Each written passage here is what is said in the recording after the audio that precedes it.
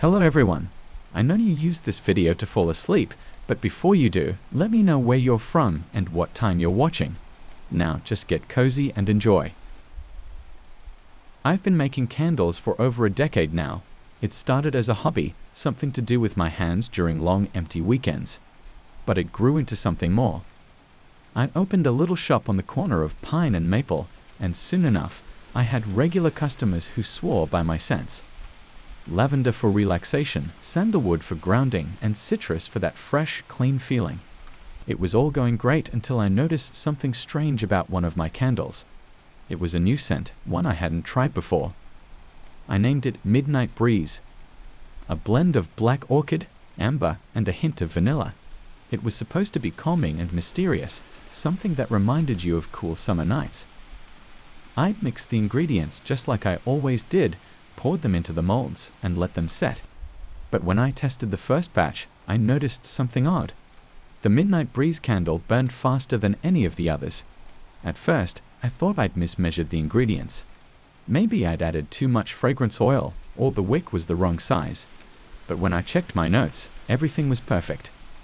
I shrugged it off as a fluke and decided to keep an eye on it. Days turned into weeks, and I couldn't ignore it anymore. Every single Midnight Breeze candle burned down to the base in half the time it took for the others.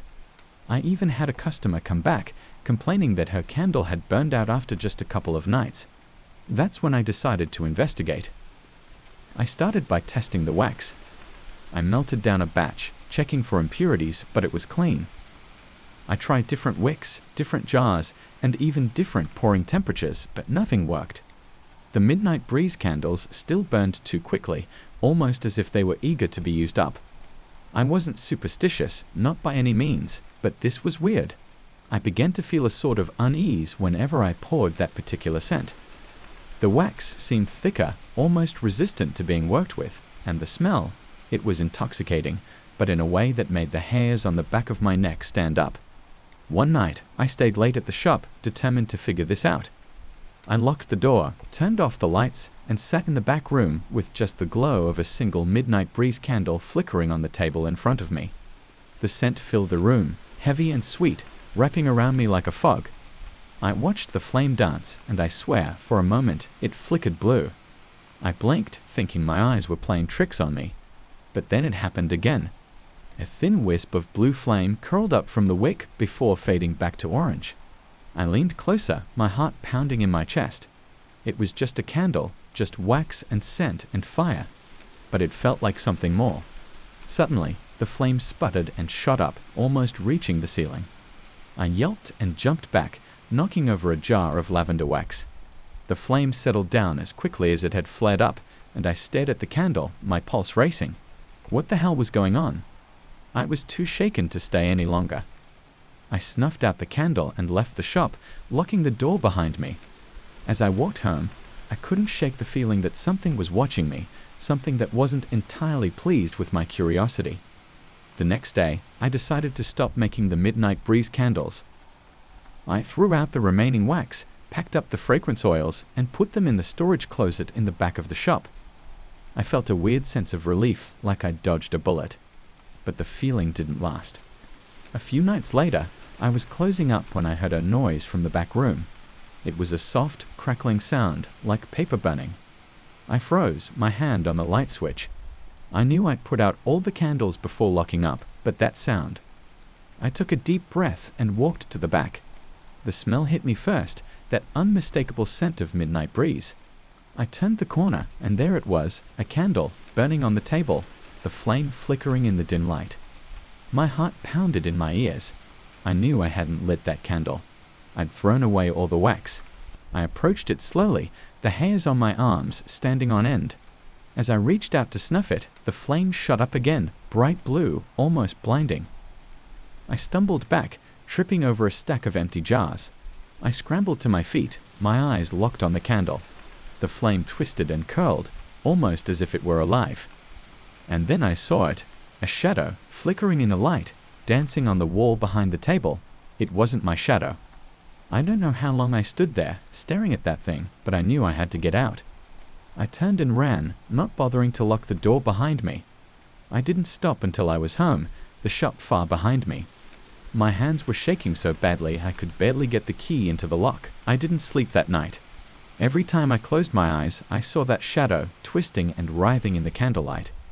The next morning, I called a friend and asked him to take over the shop for a few days. I needed to clear my head, get some distance from whatever the hell that was. But even at home, I couldn't escape it. The scent lingered in my nostrils, and at night, I swore I heard the crackle of a candle burning. I knew I had to go back, face whatever was happening in my shop. When I returned, my friend handed me a package. It had arrived the day before, with no return address. I opened it and felt the blood drain from my face. Inside was a single midnight breeze candle, its wax smooth and untouched. I stared at it, dread pooling in my stomach. I hadn't made this candle. I'd stopped making them. But here it was, sitting in my hands, the scent wafting up, sweet and heavy. I didn't know what to do. I thought about throwing it away, but something stopped me. I couldn't just get rid of it. It felt wrong, like I'd be making a mistake. So I did the only thing I could think of. I lit it. The flames sprang to life, blue and bright, casting an eerie glow around the room. I watched it, my breath caught in my throat. The scent filled the air, and I felt a strange calm wash over me, like everything was going to be okay. But deep down, I knew that wasn't true. As I watched the candle burn, the flame danced higher, twisting and turning in ways no flame should. The shadow appeared again, flickering on the wall. It was clearer this time, almost human-shaped, but not quite. I couldn't move, couldn't look away. And then it spoke. The voice was a whisper, soft and cold, curling around me like smoke. It spoke of things I didn't understand, of places I'd never been, and of a debt that had to be paid. I tried to ask what it meant, but the words caught in my throat. The shadow grew darker, the flame burning hotter. It told me I had to make more candles, more midnight breeze, or there would be consequences. It didn't say what those consequences were, but I felt the threat hanging in the air, heavy and suffocating. I should have run, should have gotten out of there, but I couldn't. I nodded, agreeing to its demand, and the shadow seemed to smile, a twisted, cruel smile that sent chills down my spine. The flame died down, and the shadow faded, leaving me alone in the dark. I started making the candles again, just like it asked. I didn't know why it wanted them, didn't know what it planned to do, but I didn't have a choice. I could feel it watching me, every time I poured the wax, every time I lit a wick. The customers came back, drawn to the new batch of Midnight Breeze. They said it was different, more intense, more alive. I just nodded, forcing a smile. I couldn't tell them the truth, couldn't tell them what was really happening. And then the accident started. People who bought the candles began having strange experiences, doors slamming shut on their own, shadows moving in the corners of their eyes. And that scent, that heavy, suffocating scent filling their homes. I tried to warn them, tried to tell them to stop using the candles, but it was too late. The first death was a shock, a house fire that killed an entire family. The investigators said it was an accident, that the candle had been left unattended. But I knew better. I knew what had really happened. More deaths followed, more lives consumed by the flames. I stopped selling the candles, but it didn't matter. People kept coming back, demanding more, their eyes glazed, their voices strange. They needed the midnight breeze, needed it like a drug. I couldn't take it anymore. I packed up the shop, closed it down, and left town. But the scent followed me, haunting me, filling my dreams. I knew I couldn't escape it, couldn't outrun what I'd unleashed. And now, as I sit here, writing this, I can smell it again. That sweet, heavy scent, wrapping around me like a noose. I know what I have to do. I have to make more candles, have to feed the flame. I don't have a choice. Because it's here, in the room with me, watching, waiting. The shadow has grown stronger, its voice louder, its demands more insistent. I can see it now, standing in the corner, its eyes burning with a cold, blue light. I don't know how this will end, but I know it won't be good. I'm trapped, a prisoner of my own creation, and there's no way out. The midnight breeze has taken over, consumed me, and I can't fight it anymore. I'm lighting the last candle now, the one I swore I'd never make again. The flame is blue, bright, and cold, and the shadow is moving closer. I can hear it whispering, telling me to let go, to give in. I don't have a choice. I'm sorry. This is the end. The scent is overwhelming now, filling my lungs, my mind, my soul. The shadow is here, wrapping around me, pulling me into the darkness. I can't fight it anymore. I'm done. And as the flame burns down to nothing, as the light fades and the shadow takes me, I can only hope that someone somewhere will find this and understand. The midnight breeze is not just a scent. It's something more, something hungry, something that can never be satisfied. And it's coming for you too. Because once you've smelled it, once you've felt its pull, there's no escaping it. You're marked, just like I am. And it won't stop until it's consumed everything. I remember the first time I noticed the footprints. It was late in the afternoon, just as the sun was dipping behind the hills, casting long shadows across the forest floor. I've been working as a hiking guide in this small town for over 5 years, and I knew every trail like the back of my hand. It was my job to make sure people enjoyed the beauty of the woods safely and honestly to keep them from getting lost. The trailhead was tucked away at the edge of the park, almost forgotten, overshadowed by more popular paths that led to scenic views and waterfalls. This one was different. It was narrow, overgrown, and hardly anyone used it. But that day, as I passed by on my way home, I saw them, fresh footprints in the mud, leading into the forest. There was nothing particularly strange about that, except for the fact that I couldn't recall anyone taking this trail in recent memory. I stopped, peered down at the ground, and followed the line of prints with my eyes.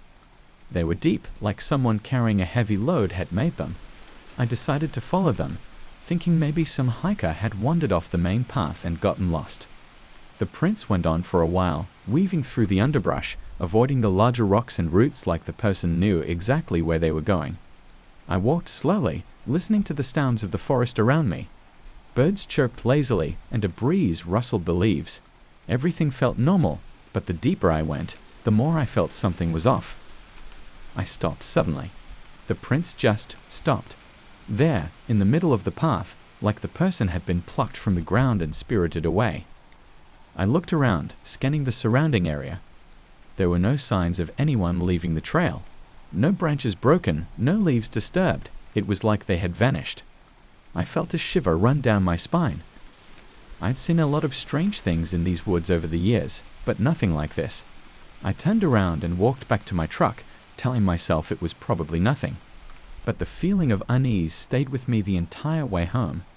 That night, I couldn't sleep. My mind kept going back to those footprints, to the way they had just stopped in the middle of nowhere. I kept seeing them in my head, over and over, like they were burned into my memory. The next day, I decided to go back. I didn't have any tours scheduled, and my curiosity was getting the better of me. I parked my truck at the same spot and walked to the trailhead. The footprints were still there, dried now, but still visible. I started down the trail, following them again, tracing the path they had taken. I reached the spot where they had stopped and stood there for a moment, staring at the ground. And then I noticed something I hadn't seen before. A few feet away, hidden behind a bush, was another set of footprints, much fainter, almost like they had been made in a hurry. I followed them, stepping off the path and into the dense underbrush. The ground was uneven, and I had to move carefully to avoid tripping over roots and rocks. The prints led me deeper into the woods, away from the trail, winding through the trees in a seemingly random pattern. After what felt like hours, I found myself standing in front of a small clearing. In the center was an old, crumbling stone structure, barely visible through the thick vines that had grown over it. It looked like it had been abandoned for years. The air around it felt heavy, like the forest itself was holding its breath. I hesitated, feeling that same shiver run down my spine. Something about this place felt wrong, like I wasn't supposed to be there. But I couldn't turn back now. I stepped closer, my heart pounding in my chest. The footprints led right up to the edge of the structure and then stopped again. I walked around the perimeter, looking for any signs of where they might have gone, but there was nothing. Just that strange old building and the oppressive silence of the woods. I was about to leave when I heard it, a faint sound like someone whispering my name. I froze, every muscle in my body tensing. The whisper came again, soft and insistent, like it was coming from inside the structure. I took a deep breath and stepped inside. The air was cool and musty, the faint smell of decay lingering in the corners. The interior was empty, just a small, dark space with a dirt floor and crumbling walls. I shone my flashlight around, my heart racing. And then I saw them. Footprints all over the floor, overlapping each other like dozens of people had walked through here. They were fresh, the dirt disturbed and loose, like they had been made recently. But there was no one here. Just me, standing alone in that dark, empty space. A cold dread settled in my stomach as I realized something. All the footprints led into the structure, but none of them led out. I turned and ran, my mind racing, panic rising in my chest. I stumbled through the forest, branches slapping against my face, roots catching my feet. I didn't stop until I was back at my truck, my hands shaking as I fumbled for my keys. I drove home in a daze, my thoughts a jumbled mess. What had I just seen? Who had made those footprints, and where had they gone? I didn't have any answers, just a sick feeling in the pit of my stomach that something was very, very wrong. Over the next few days, I tried to put it out of my mind, but I couldn't. I found myself going back to that trailhead again and again, hoping to find some clue, some explanation for what I had seen. But every time, it was the same. Footprints leading into the forest, stopping at that old, abandoned structure, and then nothing. I started asking around, talking to other guides and locals, trying to find out if anyone else had noticed anything strange. Most people just looked at me like I was crazy, but one old-timer, a man named Frank, gave me a long, hard look. "You've seen them, haven't you?" he said quietly, his voice barely above a whisper. "Seen what?" I asked, my heart pounding in my chest. "The people who go in and never come out," he said, his eyes dark and serious. I've heard stories over the years. People disappearing on that trail, never to be seen again. They say the forest swallows them up. I stared at him, my mind racing. Could it be true? Could there really be something in the woods, something that took people and made them disappear? "Stay away from that place," Frank said, his voice filled with warning.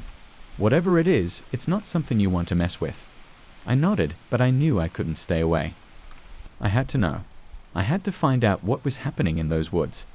The next time I went back, I was prepared. I brought a camera, a flashlight, and a backpack full of supplies. I was going to get to the bottom of this, no matter what. I'd followed the footprints again, all the way to that old, crumbling structure. But this time, I didn't stop. I pushed open the door and stepped inside. The air was thick and cold, and I could feel something watching me, something unseen and malevolent. I shone my flashlight around, but there was nothing, just the empty room and those damn footprints, all leading to the same spot in the center of the floor. I took a deep breath and walked over to the spot, my hands shaking as I reached out and touched the ground. The dirt was loose, and I felt something hard beneath the surface. I dug, my fingers scraping against the cold earth, and then I found it. A door hidden beneath the dirt. A trapdoor made of old, rotting wood. I hesitated, every instinct in my body screaming at me to stop, to turn around and run. But I couldn't. I had to know. I pulled the door open, the hinges creaking loudly in the silence. A dark hole yawned open beneath me, a set of stairs leading down into the darkness. I stared at it, my heart pounding in my chest. I didn't want to go down there. I didn't want to know what was waiting for me at the bottom. But I had come this far, and I couldn't turn back now. I took a deep breath and stepped onto the first stair. The wood creaked beneath my weight, and I felt the darkness close in around me. I took another step, and then another, my flashlight beam barely piercing the thick blackness.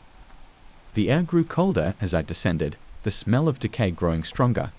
I could hear something now, a faint whispering sound, like voices echoing through the darkness. I reached the bottom of the stairs and found myself in a narrow tunnel, the walls damp and crumbling. I shone my flashlight around, my heart racing. The tunnel stretched out before me, disappearing into the darkness. I took a step forward, and then another, the whispering growing louder with each step. And then I saw them. Shadows moving in the darkness, flitting just out of the reach of my flashlight. I froze, my heart pounding in my chest. The shadows moved closer, and I could see them now. People, their faces pale and empty, their eyes dark and hollow. They were the ones who had made the footprints, the ones who had gone into the forest and never come out.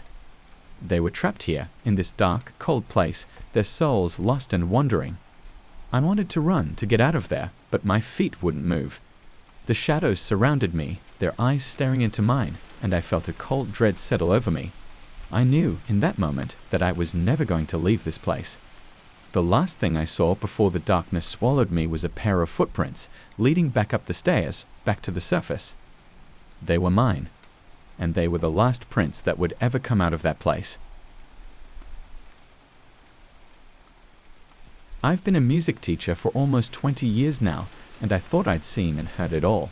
Students coming in with every sort of talent level, parents who either pushed too hard or didn't care at all, and pieces of music that made me question why I ever picked up a baton.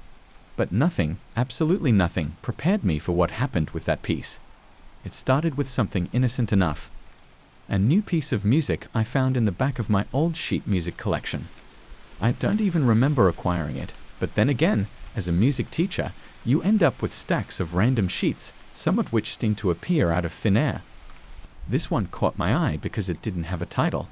Just an old yellowed page with notes scribbled across it, the ink slightly faded. I decided to play it out of curiosity. I mean, who wouldn't want to unravel a musical mystery? The piece itself was hauntingly beautiful, with a melancholy melody that seemed to resonate deep within my soul. It wasn't overly complicated, just a simple waltz in a minor key, but something about it felt off. The first time I played it, I noticed a slight dissonance, a note that didn't seem to belong. I assumed it was a mistake on my part, a finger slipping, or maybe I had misread the sheet. I'm not perfect after all. I tried again, more slowly this time, carefully pressing each key, my eyes darting between the sheet music and my fingers. There it was again, that rogue note. I paused, frowning at the piano. Odd, I murmured to myself. I checked the sheet music, running my finger along the staves. The note wasn't there. It didn't belong. I shrugged it off, deciding it was probably just my imagination, or maybe the old piano needed tuning again. But then it happened the next time I played, and the next. Always the same, a ghost note that seemed to come from somewhere beyond the piano itself. It echoed in the room like a whisper in an empty hallway. It made my skin prickle and the hairs on my neck stand on end. A few days later, one of my students, Sarah, came in for her lesson. She's one of my more advanced students, always eager to learn new pieces. I decided to test out the mysterious waltz on her. Here, try this one, I said, handing her the sheet music. She glanced at it, then back at me. Is it new? Sort of, I replied. Just give it a try. As she played, the same note appeared, out of nowhere, hanging in the air like a silent scream. Sarah faltered, her fingers hovering over the keys. That was weird, she said, looking at me with wide eyes. I forced a smile. You had it too. She nodded. Yeah, it was like someone else was playing along. That's when I knew it wasn't just me. I wasn't going crazy. There was something wrong with that piece of music. I should have stopped right there, but I was too intrigued, too stubborn. I needed to figure out what was happening. I took the sheet music home that night, laying it out on my old mahogany piano in the living room. The house was silent, my wife and kids already asleep upstairs. I lit a candle, for some reason feeling that the dim, flickering light would help me concentrate. I played the piece again, this time listening intently, almost holding my breath. The note came again, louder this time, and then something else. It was like a soft sigh, barely audible, but it sent a chill down my spine. I froze, my hands hovering over the keys. Who's there? I whispered, feeling foolish immediately. Of course no one answered. The room was empty, but the air felt heavy, charged with something I couldn't quite name. I shook my head, laughing nervously at myself. I was letting my imagination run wild. Maybe I was just tired. I decided to record myself playing, thinking that maybe the recording would catch something I was missing. As I played, I felt a strange pressure around me, like the air itself was watching, waiting.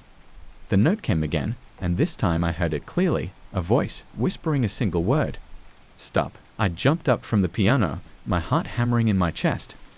I rewound the recording, playing it back with trembling fingers. The note was there, and the voice. Faint, but unmistakable. Someone or something was telling me to stop. I didn't sleep that night. I couldn't get the voice out of my head. I decided to put the music away, bury it in a drawer and forget about it. But the next day, I found the sheet music on the piano again, as if I'd never moved it. I asked my wife if she'd taken it out, but she just gave me a puzzled look. "No, I haven't touched your music," she said. "You know I never do." That was true. She always said my music stuff was like sacred ground to her. I should have left it alone, but instead, I felt this strange compulsion to play it again, like the music was calling to me, begging to be heard. I sat down and began to play, the notes flowing from my fingers as if they had a mind of their own. The rogue note came again, and this time, it was followed by a whole series of them, weaving a new melody around the original piece. It was beautiful and terrifying, and it filled me with a sense of dread I couldn't shake. And then I heard it, the voice, clear and distinct now, singing along with the melody. It was a woman's voice, soft and sorrowful, echoing around the room.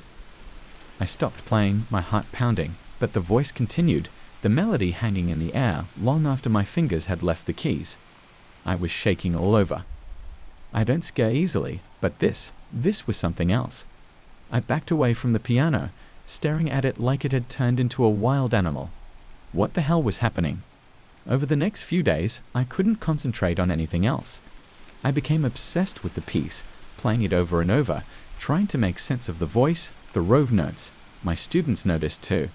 I must have seemed distracted, constantly on edge. "Mr. Parker, are you okay?" Sarah asked me during one of her lessons. "Yeah, I'm fine," I lied, smiling at her. But I wasn't fine. Not at all. I was losing my mind. I started researching the piece, trying to find any information about it, but it was as if it didn't exist. There was no record of it anywhere, no mention of the melody or the composer. It was like the music had appeared out of thin air. And then the dream started.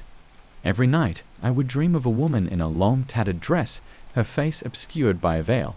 She would sit at my piano, playing the melody with delicate, ghostly fingers, and every time she reached that rogue note, she would look at me, her eyes, hollow and dark, pleading. "Stop," she would whisper. "Please, stop." But I couldn't. I was consumed by the music, drawn to it like a moth to a flame. It was all I could think about, all I wanted to do. I played it endlessly, even as the voice grew louder, more desperate. Stop. One night, I woke up to the sound of the piano playing itself. The melody echoed through the house, filling every corner with its haunting notes. I stumbled out of bed, my heart racing, and there she was, the woman from my dreams, her fingers gliding over the keys. "Who are you?" I demanded, my voice barely a whisper. She looked at me, and for the first time, I saw her face, pale and gaunt, her eyes hollow with sorrow. She didn't speak, just shook her head, tears streaming down her cheeks. "Please, stop playing," she begged, her voice a ghostly whisper. "It's my song. It's my sorrow." I didn't understand. I wanted to help her, but I didn't know how. I reached out to touch her, but my hand passed right through her form, like smoke. She looked at me with those sad, empty eyes, and then she was gone, the piano falling silent. I couldn't play the piece after that. Every time I tried, my fingers froze, my heart pounding in my chest. The music was tainted now, filled with her sorrow, her pain. I knew I had to stop, but it was too late. The music had a hold on me, and I couldn't break free. I started losing time. Hours would pass without me realizing it, the melody echoing in my head even when I wasn't at the piano. My wife and kids noticed, their concern growing with each passing day. "You're scaring us," my wife said one evening, her eyes filled with fear. "You need to stop, whatever this is." I nodded, promising her I would, but I couldn't. The music was a part of me now, a dark, twisted part that wouldn't let go. And then, one night, it all came to a head. I woke up to the sound of the piano again, but this time it was different. The melody was faster, more frantic, like a desperate plea. I ran downstairs, and there she was, the woman, her fingers flying over the keys, her face twisted with anguish. "Stop," I shouted, my voice breaking. "Please stop." But she didn't. She played on, the notes crashing around me like a storm, the rogue note ringing out like a death knell. And then, with one final, discordant chord, she vanished, the music dying away, leaving only silence. I stood there, my heart racing, tears streaming down my face. The piano was silent, the sheet music still lying on the stand, untouched. but I knew I had to end it to break free from the music's hold. I grabbed the sheet music, tearing it to pieces, my hands shaking. I threw the pieces into the fireplace, watching as they curled and blackened in the flames. The rogue note echoed in my ears, a final mournful whisper, and then it was gone. The house was silent, the air still and heavy. I sank to the floor, my body trembling, the weight of what had happened crashing down on me. I never played that piece again. I couldn't. The music was gone, burned to ash, but the memory of it lingered, haunting me like a ghost. I tried to move on, to go back to my life, but it was never the same. The music had changed me, twisted something inside me that I couldn't fix. And sometimes, late at night, when the house is silent and the world is asleep, I think I hear it, a faint, ghostly melody echoing through the darkness. The rogue note, a haunting reminder of the music that should never have been played. And I wonder, with a shiver of fear, if it's really gone, or if it's just waiting for someone else to find it, to play it, to unleash its sorrow once more. I pray they have the strength to stop before it's too late. Because I didn't. And now, I'll never be free. I've been kickboxing for years, moving from gym to gym, looking for the perfect place to train. It's become an obsession of sorts. The rush of adrenaline, the feeling of pushing my limits, it's my escape. So, when I heard about this new gym in town, Iron Fist Boxing, I was curious. They were offering a special membership rate for their first 100 customers, and it seemed like a good deal. Plus, the place was huge, filled with all the equipment I could ever need. The first day I walked in, I felt something different about the place. Maybe it was the dim lighting or the way the shadows seemed to hang around the corners. But I shrugged it off. A gym's a gym, right? As long as the equipment works and the trainers know what they're doing, I'm good. I signed up and started my routine. The trainers were decent and the atmosphere was intense. But it was the heavy bag area that caught my attention. They had rows of them, all different shapes and sizes. One bag, though, stood out from the rest. It was an old, worn-out thing shoved into the corner like it was hiding from the rest of the room. I don't know what drew me to it, but I decided to make that my go-to bag. The first time I hit that bag, something felt off. It was heavy, really heavy, like it was filled with something dense. But when my fist connected, it wasn't just the usual thud. There was this resistance, like I was hitting a body instead of a bag. I shook it off as my imagination playing tricks on me. It's not unusual for an old bag to have some weird filling, right? But then, as I continued my punches, I could swear it started to move in a way that wasn't normal. It didn't just swing back like any other bag would. It twisted and jerked, almost like it was trying to dodge me. I laughed it off, thinking maybe it was hanging loose from the ceiling or something. I didn't think much of it. That night, though, I couldn't shake the feeling of those strange movements. I chalked it up to fatigue and a long day at work. But deep down, I knew something wasn't right.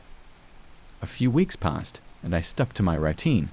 Every time I trained, I went straight to that old bag. I know it sounds weird, but I felt a kind of connection to it. Like I was getting better, stronger, more precise. My punches landed perfectly, and I felt like I was improving faster than ever. But with that progress came strange occurrences. The bag would move in ways that were almost human. When I threw a jab, it would jerk to the side like someone was trying to avoid getting hit. When I kicked it, it would bend at the middle, almost like someone was doubling over in pain. I even started hearing things, faint grunts, like someone was taking the blows and struggling to breathe. I told myself it was just my imagination. I mean, who wouldn't start seeing things after hours of intense training? But one night, after a particularly brutal session, I saw it. A handprint. A bloody handprint smeared across the side of the bag. The next day, I asked around about the bag. The trainers didn't seem to know much about it. Most of them said it had been there for as long as they could remember. An old relic from the gym's early days. But one of the older trainers, a guy named Rick, pulled me aside. "Stay away from that bag," he said, his voice low and serious. "That thing's cursed." I laughed. "Cursed? Seriously?" But Rick didn't laugh back. "I'm not kidding, man," he continued. "There's a story about it. Years ago, a fighter named Marcus trained here. He was obsessed, just like you. But one day he went too far. Got in a fight with another guy and things went bad. Marcus lost control and ended up killing him. The gym tried to cover it up, and they filled the bag with the guy's stuff. Some people say his spirit's trapped in there, taking the hits, waiting for revenge. I shook my head, not believing a word. Ghost stories? Really? But Rick's expression was dead serious. Just be careful, he warned before walking away. I tried to ignore Rick's warning, but things only got worse. Every time I hit the bag, I could feel it reacting more and more. The resistance, the movements, they became sharper, more deliberate. I started hearing whispers, too, low and guttural, like someone was trying to speak through clenched teeth. And then there were the bruises. My fists would ache after every session, bruised and battered like I'd been hitting concrete instead of leather. I even started waking up with bruises on my body in places I'd never hit the bag with. It was like someone was hitting me back in my sleep. I tried switching to other bags, but it was no use. I couldn't shake the urge to go back to that cursed thing. It was like it was calling to me, drawing me in. I'd find myself standing in front of it without even realizing I'd walked over. The other gym members started noticing too. They'd give me weird looks, whispering behind my back. I could see the concern in their eyes. They thought I was losing it, and maybe they were right. One night, I stayed late at the gym, determined to push through whatever was going on. I thought maybe if I could just beat the bag, prove to myself that it was all in my head, things would go back to normal. I wrapped my hands, took a deep breath, and started swinging. Each punch felt like I was hitting flesh, not leather. The bag moved with every hit, twisting and turning, almost like it was alive. The whispers grew louder, turning into screams, angry and desperate. I punched harder, gritting my teeth, trying to block it all out. And then it happened. The bag split open, a huge tear right down the middle. I stumbled back, staring in horror as something spilled out. Not sand, not cloth. It was bones. Human bones, wrapped in old, rotting fabric. The stench hit me like a punch to the gut, and I gagged, stumbling away. I looked up and saw it. A face, twisted and contorted with pain, staring back at me from inside the bag. It was the ghost of the man Marcus had killed, his eyes filled with rage and suffering. I don't remember much of what happened next. I think I screamed. I think I ran. All I know is that I ended up outside, my heart pounding, my mind bracing. I couldn't believe what I'd seen. I didn't want to believe it. But I couldn't escape it. Every time I closed my eyes, I saw that face, those eyes, staring at me, accusing me. I stopped going to the gym, but it didn't help. The whispers followed me home, growing louder, angrier. I could feel the bruises forming on my skin, deep and painful, like I was being punished. I knew I had to do something, anything to end it. So I went back, late at night, when the gym was empty. The bag was still there, hanging from the ceiling like a dark, heavy shadow. I took a deep breath and walked over, my hands shaking. "I'm sorry," I whispered, my voice cracking. "I'm so sorry." The bag didn't move. It just hung there, silent and still. But I could feel it, the presence inside, watching me waiting. I reached out, my fingers trembling, and touched the torn fabric. It was cold, so cold it burned. And then the bag swung, hard and fast, knocking me off my feet. I hit the ground, gasping for air, the pain radiating through my body. I looked up, and there he was, standing over me. The ghost of the man Marcus had killed, his face twisted with rage and agony. He reached out, his hand cold and bony, and grabbed me by the throat. I don't know how I escaped that night. Maybe I passed out, maybe he let me go. All I know is that I woke up in a hospital bed, my body covered in bruises and cuts. They said I'd been found in the gym, unconscious and bleeding. I tried to explain, but no one believed me. They said I'd had a mental breakdown, that I'd done it to myself. The gym owner denied everything, said there was no cursed bag, no ghost, just a damaged fighter losing his mind. But I know what I saw. I know what I felt. I moved away after that, left everything behind. I haven't set foot in a gym since, but I can't escape it. The whispers, the bruises, they're still there, haunting me, reminding me of what happened. And every night, when I close my eyes, I see him. The ghost of the man Marcus killed, his face twisted with pain and rage, staring at me from the darkness. He's waiting, waiting for the day I come back, waiting for his revenge. I've always been drawn to mountains.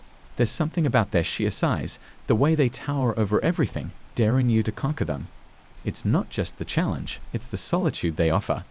No phones, no emails, just me and the climb. So, when I heard about Mount Araval, I knew I had to scale it.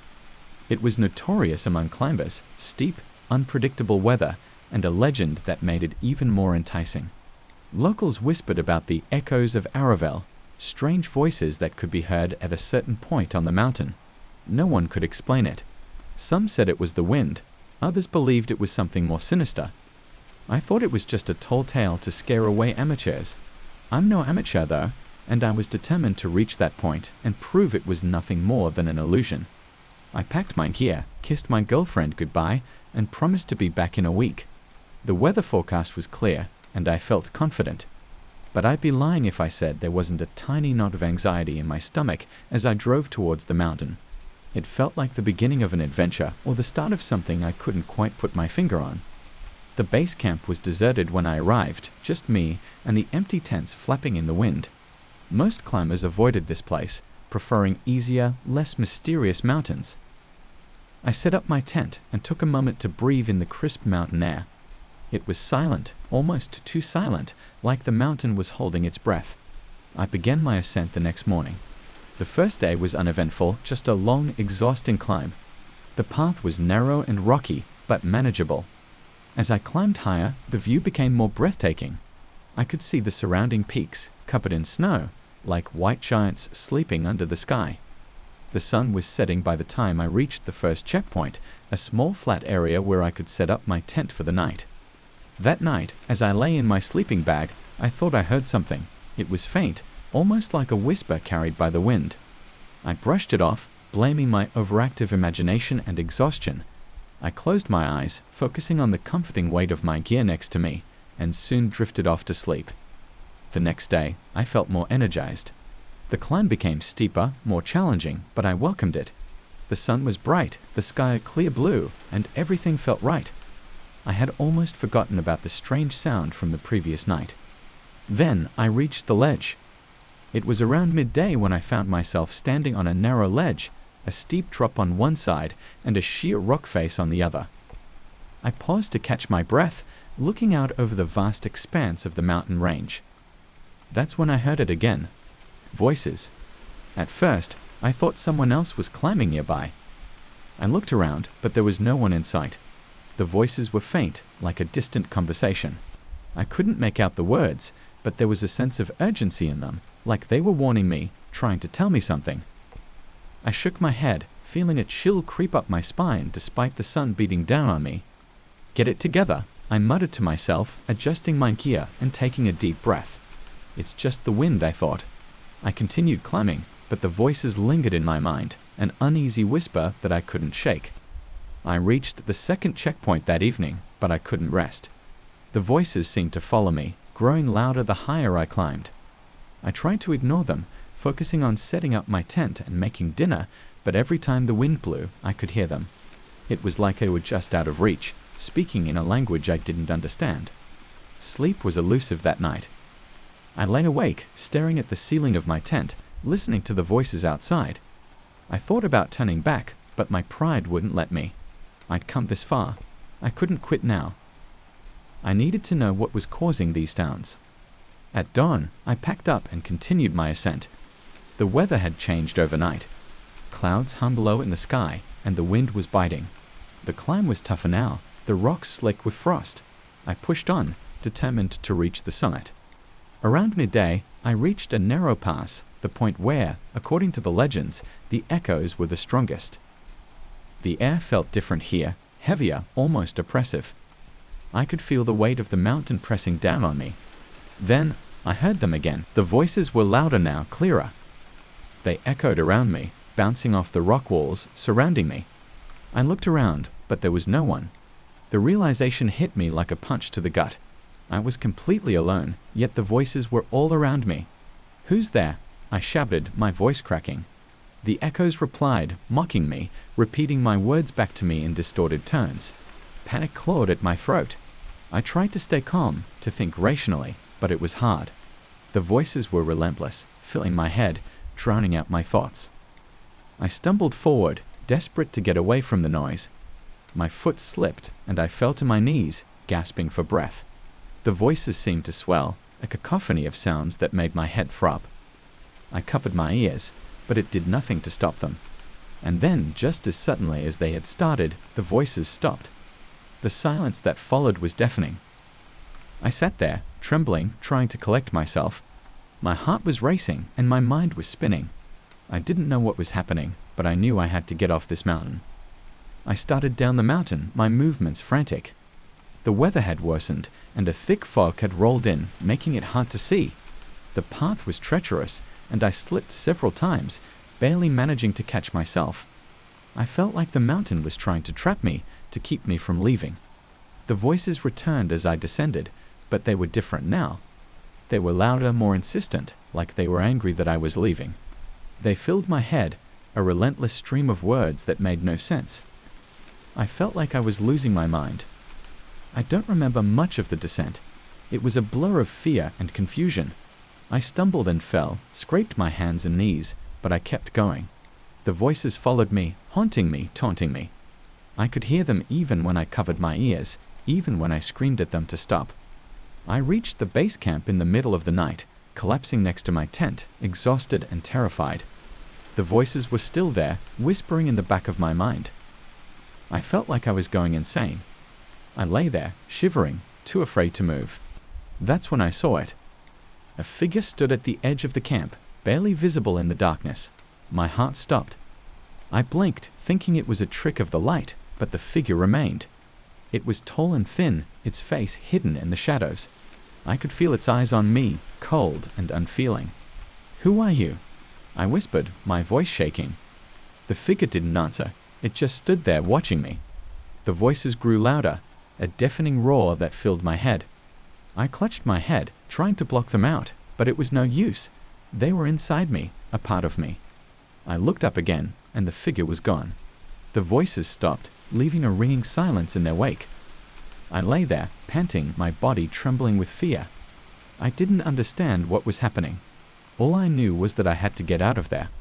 I left the mountain the next morning, not bothering to pack my gear. I just ran, stumbling down the path, my heart pounding in my chest. The voices were gone, but I could still feel them, like a shadow lingering in the back of my mind. I didn't stop until I reached my car. I drove away, not looking back, my hands shaking on the steering wheel. I felt like I was escaping something, but I didn't know what. All I knew was that I had to get as far away from that mountain as possible. I've been back for a week now, but I can't shake the feeling that something followed me down that mountain. I hear whispers at night, faint echoes that make my skin crawl. I see shadows out of the corner of my eye, but when I turn, there's nothing there. I've tried to tell myself it was all in my head, that the mountain got to me, but I don't believe it. I know what I heard, what I saw. The echoes of Aravel are real, and they followed me home. I don't sleep much anymore. The voices are louder now, filling my head, making it impossible to think. They tell me things, dark things, things I don't want to hear. I try to ignore them, but they're relentless, a constant presence that I can't escape. I'm scared. I don't know what's happening to me, but I feel like I'm losing myself.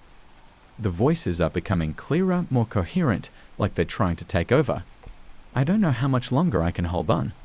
I'm writing this as a warning. If you ever hear about Mount Aravel, stay away. Don't be like me. Don't let your curiosity get the better of you. The mountain is cursed, and once it has you, it won't let you go. I don't know how this will end, but I have a feeling it won't be good. The voices are getting louder, and I can feel myself slipping away. I'm afraid that one day soon, I'll be just another echo on the mountain, a voice lost in the wind, calling out to anyone foolish enough to listen. If you hear me, please turn back. Save yourself before it's too late. Because for me, it already is. I remember the first time I heard it. It was during an early morning practice at the track. The sun had just peeked over the horizon, casting long shadows on the field. The air was crisp and cool, perfect for a run. I was feeling good, almost excited, as I stretched out my legs, readying myself for the sprint. Coach blew the whistle, and I took off, my feet pounding against the rubbery track, the sound of my heartbeat loud in my ears.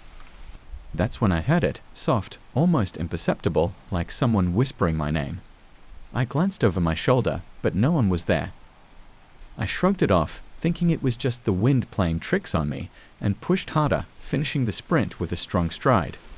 "Good job, Danielle," Coach called out, giving me a thumbs up. But I barely noticed. My ears were still straining to catch that faint whisper, but there was nothing. Just the rustle of leaves in the distance and the faint chirping of birds. The whispers continued over the next few days. It didn't matter where I was, on the track, at the gym, even at home alone in my room. Every time I focused, every time I pushed myself, I would hear it. At first, it was just my name, softly called, but as the days went by, it changed. It was as if someone was talking, mumbling words that I couldn't quite make out. And it was always right behind me, just a step away. I tried to ignore it, of course. Told myself it was nothing, just stress or fatigue. But the more I ignored it, the louder it seemed to get, until I couldn't brush it off anymore. It wasn't just in my head, it was real. I knew it was. One evening, after a particularly tough practice, I decided to talk to Coach about it. He was sitting in his office, scribbling something on his clipboard when I walked in. "Hey Coach, can I talk to you for a second?" He looked up, surprised. "Sure, what's up?" I hesitated, feeling ridiculous even bringing it up. "I've been hearing things, voices, whenever I run." Coach raised an eyebrow. "Voices?" "Yeah, like someone whispering behind me." "I know it sounds crazy, but it's been happening a lot." He leaned back in his chair, scratching his chin thoughtfully. "You've been pushing yourself pretty hard lately. Maybe it's just your mind playing tricks on you." I thought so too, but it feels real. I don't know how to explain it. He looked at me for a long moment before nodding slowly. "Tell you what, why don't you take a break? Rest up for a few days, clear your head. Sometimes all you need is a little time off." I nodded, not really convinced but too tired to argue. Maybe he was right. Maybe I just needed some rest. But deep down, I knew that wasn't it. The next few days, I tried to relax. Stayed away from the track, hung out with friends, tried to keep my mind off of everything. But the whispers didn't stop. If anything, they got worse. Louder. It was like someone was constantly breathing down my neck, their words brushing against my ear. One night, I was lying in bed, staring up at the ceiling when I heard it again. But this time, it was clearer than ever before. "Danielle." I shot up, my heart racing. The voice was right there, right next to me. I turned my head slowly, every nerve in my body screaming at me not to look. But I did. And there, standing at the foot of my bed, was a figure.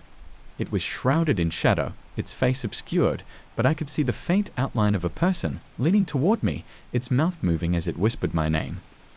I froze, unable to move, unable to breathe. I watched, paralyzed, as the figure raised a hand, pointing directly at me. "Run," it whispered. "Run, Danielle." I don't know how long I sat there, staring at that thing, but when I finally blinked, it was gone.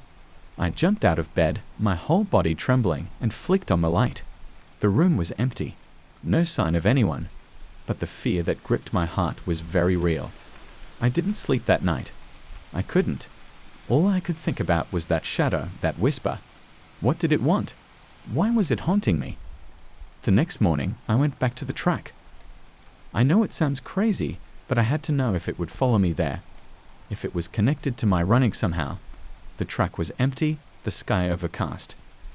I stretched out, feeling a strange sense of calm wash over me. Maybe it was the exhaustion or just sheer desperation, but I wasn't afraid anymore. I was determined. I lined up at the starting line, took a deep breath, and took off. As I ran, I could feel it again, the whispering growing louder with every step. But this time, I didn't look back. I kept going, faster and faster, until the world around me blurred, and all I could hear was the wind rushing past and the voice in my ear. "Run, Danielle. Run faster." I pushed myself harder than ever before, my legs burning, my lungs screaming for air. But no matter how fast I went, the whispering stayed right behind me, urging me on. Then suddenly, it changed. "Stop." I stumbled, nearly falling, my heart pounding in my chest. I skidded to a halt, gasping for breath, and looked around. The track was empty, but the air felt different, heavier, as if something was pressing down on me. "Danielle." I turned slowly, my body tensing, and there it was again. The figure, standing at the edge of the track, watching me. "What do you want?" I shouted, my voice cracking. The figure didn't move, didn't speak. It just stood there, its face hidden in shadow. "Why are you doing this to me?" Silence. And then it took a step forward. I backed away, my heart racing. "Stay away from me." But it kept coming, slowly, deliberately. I turned and ran, my feet pounding against the track, but no matter how fast I went, I could feel it behind me, its presence growing closer and closer. I ran until I couldn't anymore, collapsing in a heap on the ground, my whole body shaking. I looked up, but the figure was gone. I was alone, but the fear still clung to me like a shroud. For days after that, I stayed away from the track, from anything that reminded me of running, but it didn't help. The whispers followed me everywhere, growing louder, more insistent. I couldn't escape it. And then one night, it all came to a head. I was lying in bed, trying to ignore the voice that seemed to be right next to my ear when I heard it.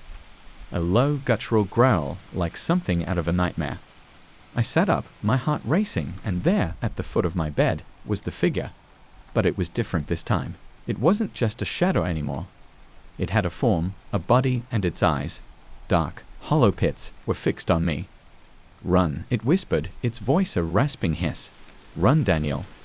I couldn't move, couldn't breathe. All I could do was stare as it slowly raised a hand, pointing at the door. "Run." I bolted out of bed, my legs barely supporting me, and ran. I don't know where I was going. I just knew I had to get away. But no matter how far I went, I could feel it behind me, closing in. I ran out of the house, down the street, my breath coming in ragged gasps. The world around me blurred, dark shapes looming out of the shadows, and the whispering. God, the whispering was everywhere. "Run, Daniel." Faster. I pushed myself harder, my lungs burning, my legs trembling. I didn't know where I was going. I just knew I had to get away. But it didn't matter. No matter how fast I went, how hard I ran, it was always there, just a step behind me. I don't know how long I ran, but eventually I couldn't go any further. My legs gave out, and I collapsed on the ground, gasping for breath. The world spun around me, the darkness closing in, and I knew I was done. But then, just as I was about to give up, the whispering stopped. The air grew still, the shadows receded, and I was alone. I lay there for what felt like hours, too scared to move, too exhausted to care. And then, slowly, I got up, my whole body trembling. I don't know how I made it back to my house, but I did. I stumbled through the door, my heart still racing, and collapsed on the couch, my mind spinning. For days after that, I didn't leave the house. I was too scared, too confused. What had happened? Was I losing my mind? I tried to tell myself it was all in my head, just a bad dream, but I knew better. I had felt it, heard it, and I knew, deep down, that it wasn't over. The whispers have stopped now, but I can still feel it, that presence, lurking just out of sight, waiting. I know it's not gone. It's just waiting for the right moment. And I know, when that moment comes, there will be no running away. There will be no escape. It all started with a single envelope. I remember that day vividly. It was one of those quiet afternoons when I was struggling to find inspiration for my next collection of poems.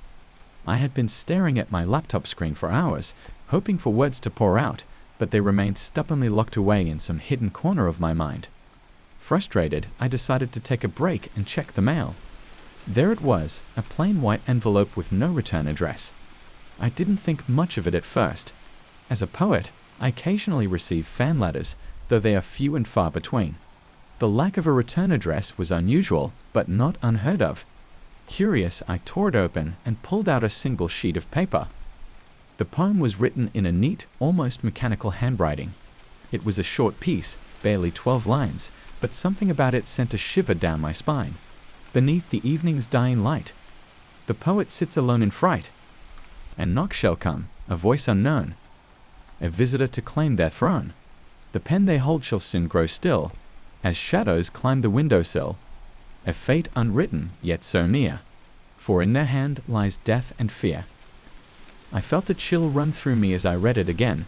It was unsettling, but I tried to brush it off as someone's attempt at fan mail, albeit a rather creepy one. Tossing the letter aside, I went back to my desk, determined to forget about it.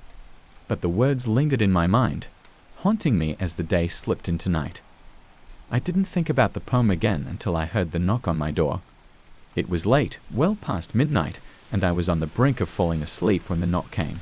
It wasn't loud, just a soft, almost hesitant tap, tap, tap. I jolted awake, my heart racing. For a moment, I thought I had imagined it, but then it came again. Tap, tap, tap. I hesitated, my mind flashing back to the poem. My throat was dry as I forced myself out of bed and made my way to the front door. Peering through the peephole, I saw nothing but darkness. "Hello," I called out, my voice trembling. There was no response, only silence. I stood there for a long moment, every nerve in my body on edge, before slowly turning the lock and opening the door a crack. No one was there. I exhaled shakily, feeling foolish for getting so worked up. It was probably just a prank. I closed the door and locked it, trying to calm my racing heart. But as I turned away, I saw it, another envelope identical to the first, lying on the floor just inside the door. My hand shook as I picked it up. Inside was another poem. The poet's door now stands ajar, but shadows linger not too far. A voice once heard, but never seen, lurks within a waking dream. Beware the words that write your fate, for what is known arrives too late. A path that wends through night and fear leads to a place where none shall hear. The fear that had been a whisper in the back of my mind now roared like a storm. Someone was messing with me, I was sure of it. But who? And why? I barely slept that night, every creak of the house making me jump. By morning, I convinced myself it was a prank. It had to be. I wouldn't let some anonymous weirdo get in my head. Over the next few days, I tried to focus on my writing, but the words wouldn't come. My thoughts kept drifting back to the strange poems and the phantom visitor. Then, just as I was beginning to relax, another envelope arrived. This one was worse. Lost in thought, the poet weeps, for in the night no one sleeps. The walls they watch, the floorboards creak. A secret held, they dare not speak. The phone shall ring, but words deceive. For what you hear, you must not believe. A voice familiar, yet not true, will whisper lies meant just for you. The phone rang as I finished reading. I nearly dropped the letter in shock. My eyes darted to my phone, sitting on the coffee table, the screen lighting up with an incoming call. Unknown number. I didn't want to answer it. Every instinct screamed at me not to, but my hand moved on its own, picking up the phone and pressing it to my ear. "Hello." My voice was barely a whisper. There was a crackle of static, then a voice, low and distorted. "Hello, old friend." I froze. I knew that voice. It was my own. The voice on the other end continued, reciting a poem I had never written, but one that felt painfully familiar.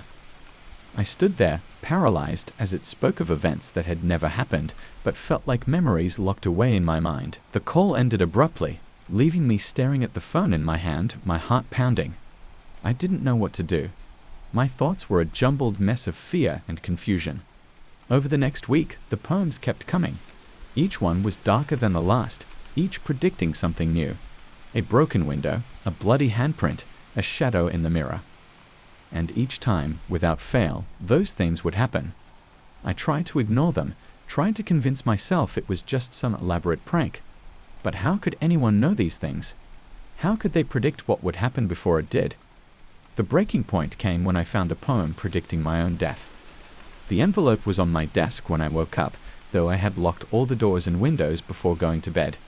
My hands trembled as I opened it. The poet's end, it draws so near. A life extinguished, full of fear. The pen will drop, the page turn red, for soon the poet shall be dead. A knife, a cut, a final breath. A silent scream, a quiet death. And in the dark, the poet's eyes will stare into the night's demise. I felt my knees buckle as I read the last lines. I dropped the letter, stumbling back until I hit the wall. This wasn't a joke. This wasn't a prank. Whoever was doing this knew something terrible. I didn't know what to do. I couldn't think straight. I was terrified to stay, but more terrified to leave. I grabbed my phone, desperate to call someone, anyone, but as I dialed, the screen went black. Dead battery. Frantic, I turned to the door, ready to run, but froze when I saw the shadow standing in the doorway. My heart leaped into my throat as I realized the shadow was mine, but twisted, contorted, with eyes that glowed like embers. It stepped forward, a twisted smile spreading across its face, and I knew, without a doubt, that this was the end. I don't remember what happened next. One moment I was staring at that grotesque reflection of myself, and the next I was on the floor, blood pooling around me, the world fading to black. As I lay there, the life drained from me, I heard a voice, soft and mocking. The poet's pen has come to rest. Their story told, they've done their best, but fate has come, as was foretold. A chilling tale that's now grown cold. And then there was only silence. When they found my body, the police were baffled. There was no sign of forced entry, no evidence of struggle. Just me, lying there, a pen clutched in my cold, lifeless hand. The last page of my notebook was covered in blood, smeared words forming a final, haunting poem. No one knew the poet's plight, or saw the end that came that night. For words have power, words have weight, and some can seal a poet's fate. They never found out who sent those letters, never discovered the truth behind the poems. But I knew. Even as I drifted away, I understood. The words had always been mine. My own fears, my own darkness, given life on the page. And in the end, they consumed me. So, to anyone reading this, take heed. Words are more powerful than you think. They can build worlds, tell stories, capture hearts. But they can also destroy. And sometimes, they're the only thing left. I've been running cave tours for as long as I can remember. The crystal caverns are a hidden gem, known to few but cherished by those who love the thrill of exploring underground mysteries. They say the caves are older than the town itself, a labyrinth of tunnels carved by nature's hand over millennia. I've memorized every twist and turn, every nook and cranny. Also, I thought, it started small. A tiny passageway I could have sworn wasn't there before. I brushed it off as my imagination or perhaps a trick of the light. After all, caves are full of surprises, but the unease gnawed at me like a whisper I couldn't quite hear. I ignored it. Big mistake. The following day, I led a group of tourists, families, a couple of adventurous teenagers, and a pair of older folks who seemed to know more about the caves than I did. As we ventured deeper, I pulled out my map, the one I had meticulously drawn over years of exploration. But something wasn't right. The tunnel we were in was not on my map. I must have looked confused because one of the teenagers, a lanky kid with a camera around his neck, asked, "Is everything okay?" I nodded quickly, plastering on my best reassuring smile. "Yeah, just making sure we're on the right path. These caves can be tricky." We continued, my heart racing, every step heavy with dread. The new tunnel led to a chamber I'd never seen before, its walls shimmering with an eerie glow. The tourists were thrilled, snapping photos and marveling at the sight. But all I could think was, this wasn't here yesterday. The next day, I decided to explore alone, armed with my map, a flashlight, and a gnawing sense of curiosity mixed with fear. I retraced our steps from the previous day, expecting to find the new tunnel, but it was gone. The solid rock wall stared back at me, mocking my confusion. I felt the cold sweat trickle down my back. Maybe I got lost, I muttered to myself, though I knew the caves better than anyone. I traced my fingers along the wall, trying to find a seam, a crack, anything that could explain what was happening. But there was nothing. I was standing in the exact spot, and yet the tunnel wasn't there. I shook my head and turned back. Maybe I was overworking myself. Caves can be disorienting, that's what I told myself. But deep down, I knew something was wrong. 2 weeks passed, and the incidents became more frequent. New tunnels appeared, leading to chambers that didn't exist on any map. Sometimes they'd vanish the next day. I stopped sharing the map with the tourists, afraid they'd notice the inconsistencies. One morning, a family of 3 joined the tour. They were excited, their little boy clinging to his stuffed bear, eyes wide with wonder. We ventured into a new section I discovered just the day before. The parents were thrilled, taking photos and laughing, their voices echoing in the vast chamber. And then, just like that, they were gone. I turned around for just a moment, and when I looked back, the chamber was empty. I called out, my voice cracking, but there was no reply. I ran through the tunnels, my flashlight beam bouncing off the walls, my breath coming in ragged gasps. Nothing. No footsteps, no voices, just the oppressive silence of the cave. I stumbled back to the entrance, my mind racing. Had they wandered off? Gotten lost? But I knew the truth. The caves had swallowed them whole. I stopped pleading tours for a while, claiming I needed to update the maps.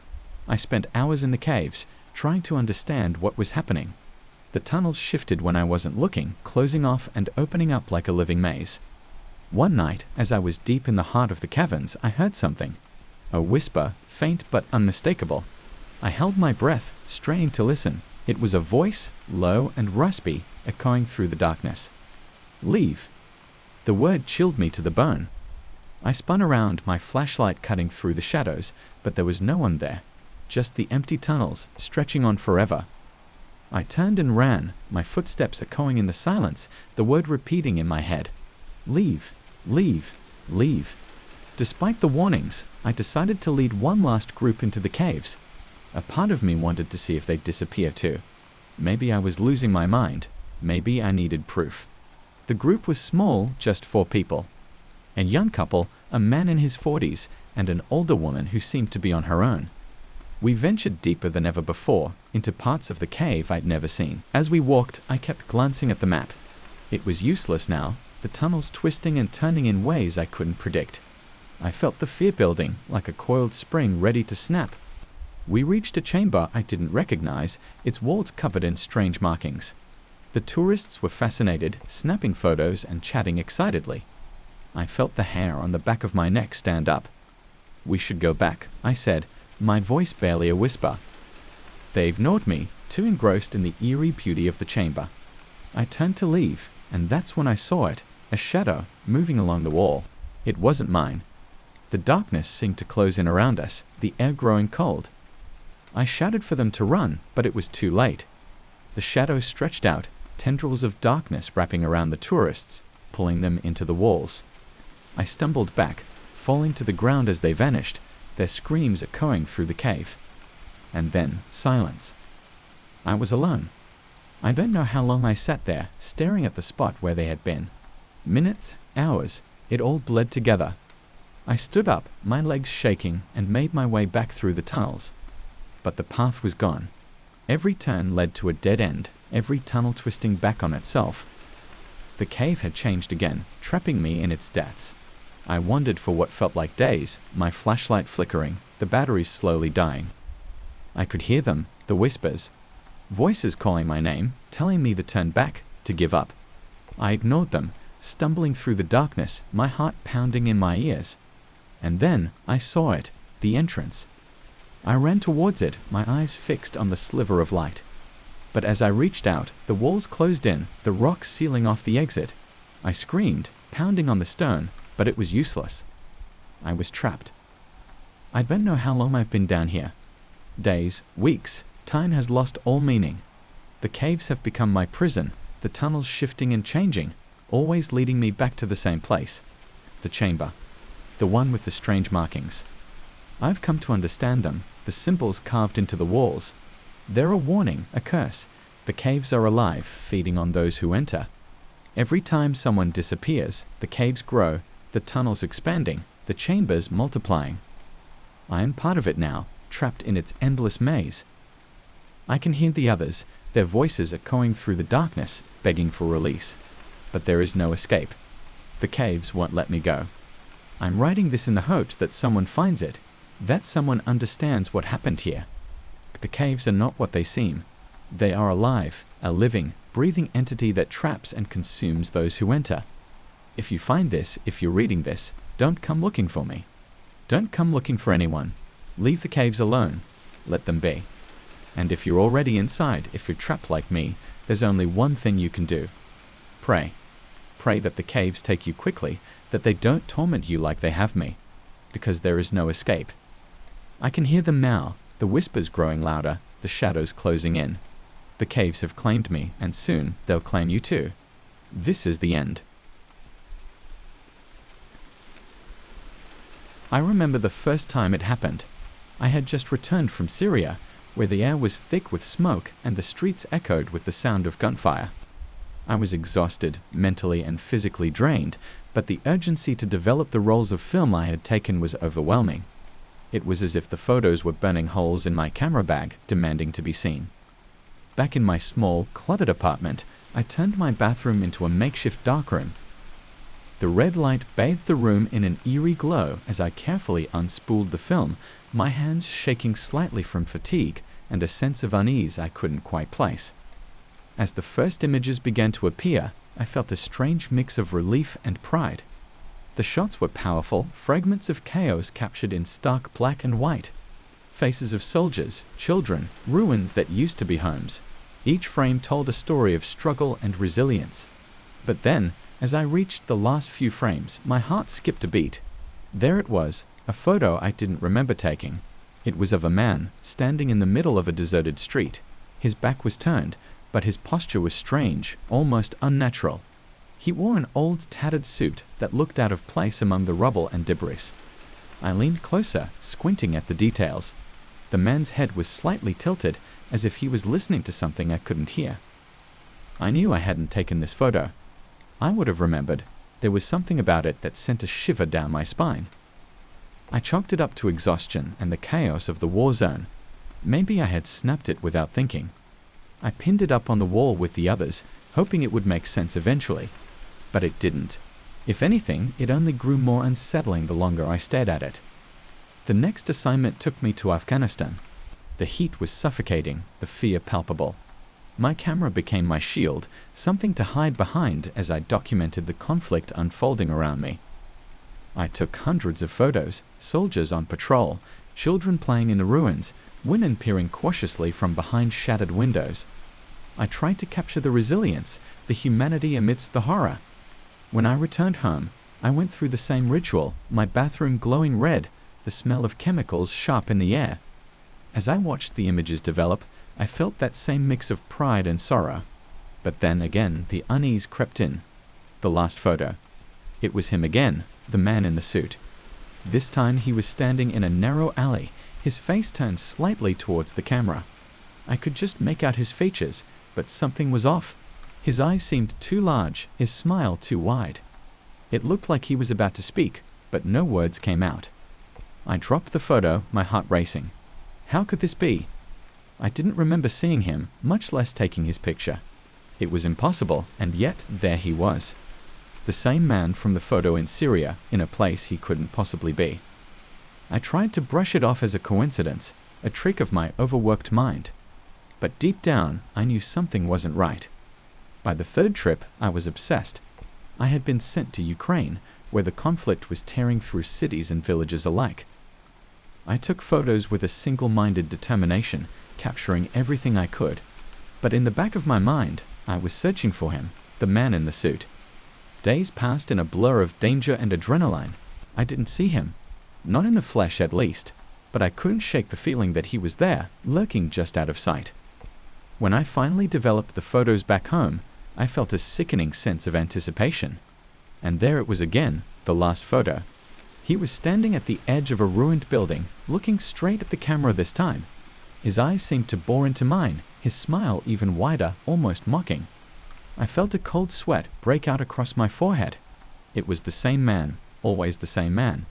How was he following me? Why? I started to question my sanity, wondering if the stress of my job was finally getting to me. But it wasn't just me. A few days later, I received a call from a fellow journalist, a friend who had been to Syria with me. He sounded shaken, asking if I had seen the man. When I pressed him, he described the figure from my photos down to the last detail, the suit, the posture, the eerie smile. He had seen him too. And not just him. Other journalists, photographers. We all had different photos, different locations, but the same man. Always the same man. Panic set in. I began to search through my archives, looking for the earliest appearance of the man. I found him in photos from as far back as 5 years ago, always in the background, always watching. How had I not noticed before? I reached out to others, trying to piece together a pattern. The man seemed to appear in photos taken just before something terrible happened. A bombing, an ambush, a massacre. It was as if he was drawn to tragedy, a harbinger of death and destruction. The more I looked, the more terrified I became. The photos seemed to take on a life of their own. His image was no longer confined to the last frame. He began to appear in the background of older photos, ones I had developed years ago. It was impossible, but there he was, a silent witness to events he couldn't have been present for. I stopped sleeping, my mind racing with fear and paranoia. I felt like I was being watched, followed. Every time I closed my eyes, I saw his face, that awful smile. Then the messages started. Scratched onto the back of the photos, always in the same spidery handwriting, "You see me." I was sent to Iraq for what I swore would be my last assignment. I was a wreck, my nerves frayed to the breaking point. I tried to refuse, but the agency insisted. They needed someone experienced, someone who could handle the danger. I took the photos mechanically, barely aware of my surroundings. All I could think about was him. I knew he was there, waiting for me to find him in the last frame. But something was different this time. There was no sense of dread, no anticipation, just a cold, numb certainty. I knew this was the end, one way or another. When I developed the photos back home, I felt a strange calm settle over me. I went through each frame slowly, deliberately, savoring the moments of silence before the inevitable. And there he was, the last photo. But this time he wasn't alone. He was standing in a crowded marketplace, people milling around him, oblivious to his presence. And there, in the corner of the frame, was me. I stared at the photo, my hands trembling. I remembered that day, that moment. But I hadn't been there. I had been miles away, photographing a different scene. I couldn't be in that photo, and yet there I was. I turned the photo over, my breath catching in my throat. The message was different this time. "Come find me." I became obsessed. I pored over maps, retraced my steps, trying to find the place in the photo. I knew it was insane, but I felt drawn to it, compelled by a force I couldn't understand. I quit my job, emptied my bank account, and flew back to Iraq. I wandered the streets, showing the photo to anyone who would look. Most people shrugged, shook their heads. But then, one day, a man pointed me towards an old, abandoned building on the outskirts of town. The place was a ruin, half collapsed and overgrown with weeds. I hesitated at the entrance, my heart pounding in my chest, but I knew I had to go inside. The air was stale and heavy, the only sound the crunch of broken glass under my feet. I made my way through the dark, narrow hallways, my flashlight flickering in the gloom. And then I saw him. Standing at the end of the corridor, his back turned, just like in the first photo. I felt a wave of cold wash over me as I approached, my legs trembling with fear. "Who are you?" I whispered, my voice barely audible in the silence. He didn't move, didn't turn. But I felt a pressure in my head, a voice that wasn't a voice, whispering, "You know me." I wanted to run, to get away from that place, from him. But I couldn't move. I was rooted to the spot, my eyes locked on his back. And then, slowly, he began to turn. I braced myself, expecting the same smile, the same eyes. But what I saw was worse, so much worse. His face was a mirror of mine, my eyes, my mouth, twisted into that same awful grin. "You took the photos," the voice hissed, echoing in my mind. "You always took the photos." Memories flooded back, memories I didn't know I had. Of standing in that street, in that alley, in that marketplace, lifting the camera to my eye, framing the shot. I had taken the photos, all of them. The man in the suit wasn't a stranger, he was me. "No," I gasped, shaking my head. "This isn't real. This can't be real." But it was. And as I stared into those eyes, my eyes, I felt a pull, a tug deep inside me, drawing me closer, closer. I raised my camera, my hands moving of their own accord, and pressed the shutter. The flash was blinding, the noise deafening in the stillness. And then there was nothing. They found my body a week later, slumped in the corner of that building, my camera lying shattered beside me. No one knew why I had gone there, what I had been looking for. They sent my belongings back to my family, along with the last roll of film I had taken. No one developed it, no one wanted to see, but I did. And as I float in the darkness, waiting, I see the image forming, the final frame developing in shades of black and white. It's a photo of me, standing in the middle of that room, staring straight into the camera, my face twisted into a smile that isn't mine. And there, in the corner of the frame, is a shadow watching me, waiting. I know it's only a matter of time before I take the camera again, before the cycle starts over. I am the man in the suit. I am the one who takes the photos. And I will keep taking them forever. It all started when I joined the local rugby club. I wasn't the best player, but I loved the game. There was something about the rush of adrenaline, the mud flying, and the roar of the crowd that made it all worth it. I never thought I'd end up playing at Westbridge Field, though. Everyone had their own opinion about that place. Some called it cursed. Others said it was just a run-down patch of grass. But no one could deny its eerie reputation. My first game there was on a chilly Saturday evening. The sky was overcast, with dark clouds hanging low, almost touching the tips of the goalposts. The field looked like any other, though, just a bit more worn out. The lines were faded and the grass was patchy in places, but as soon as we stepped onto it, I felt something was off. I shrugged it off as pre-game jitters. The match was intense, and we won by a narrow margin. After the game, I noticed something weird on my uniform. There were strange marks on the back of my jersey, almost like handprints. They looked like someone had grabbed me with muddy hands, but they weren't the usual kind of smudges.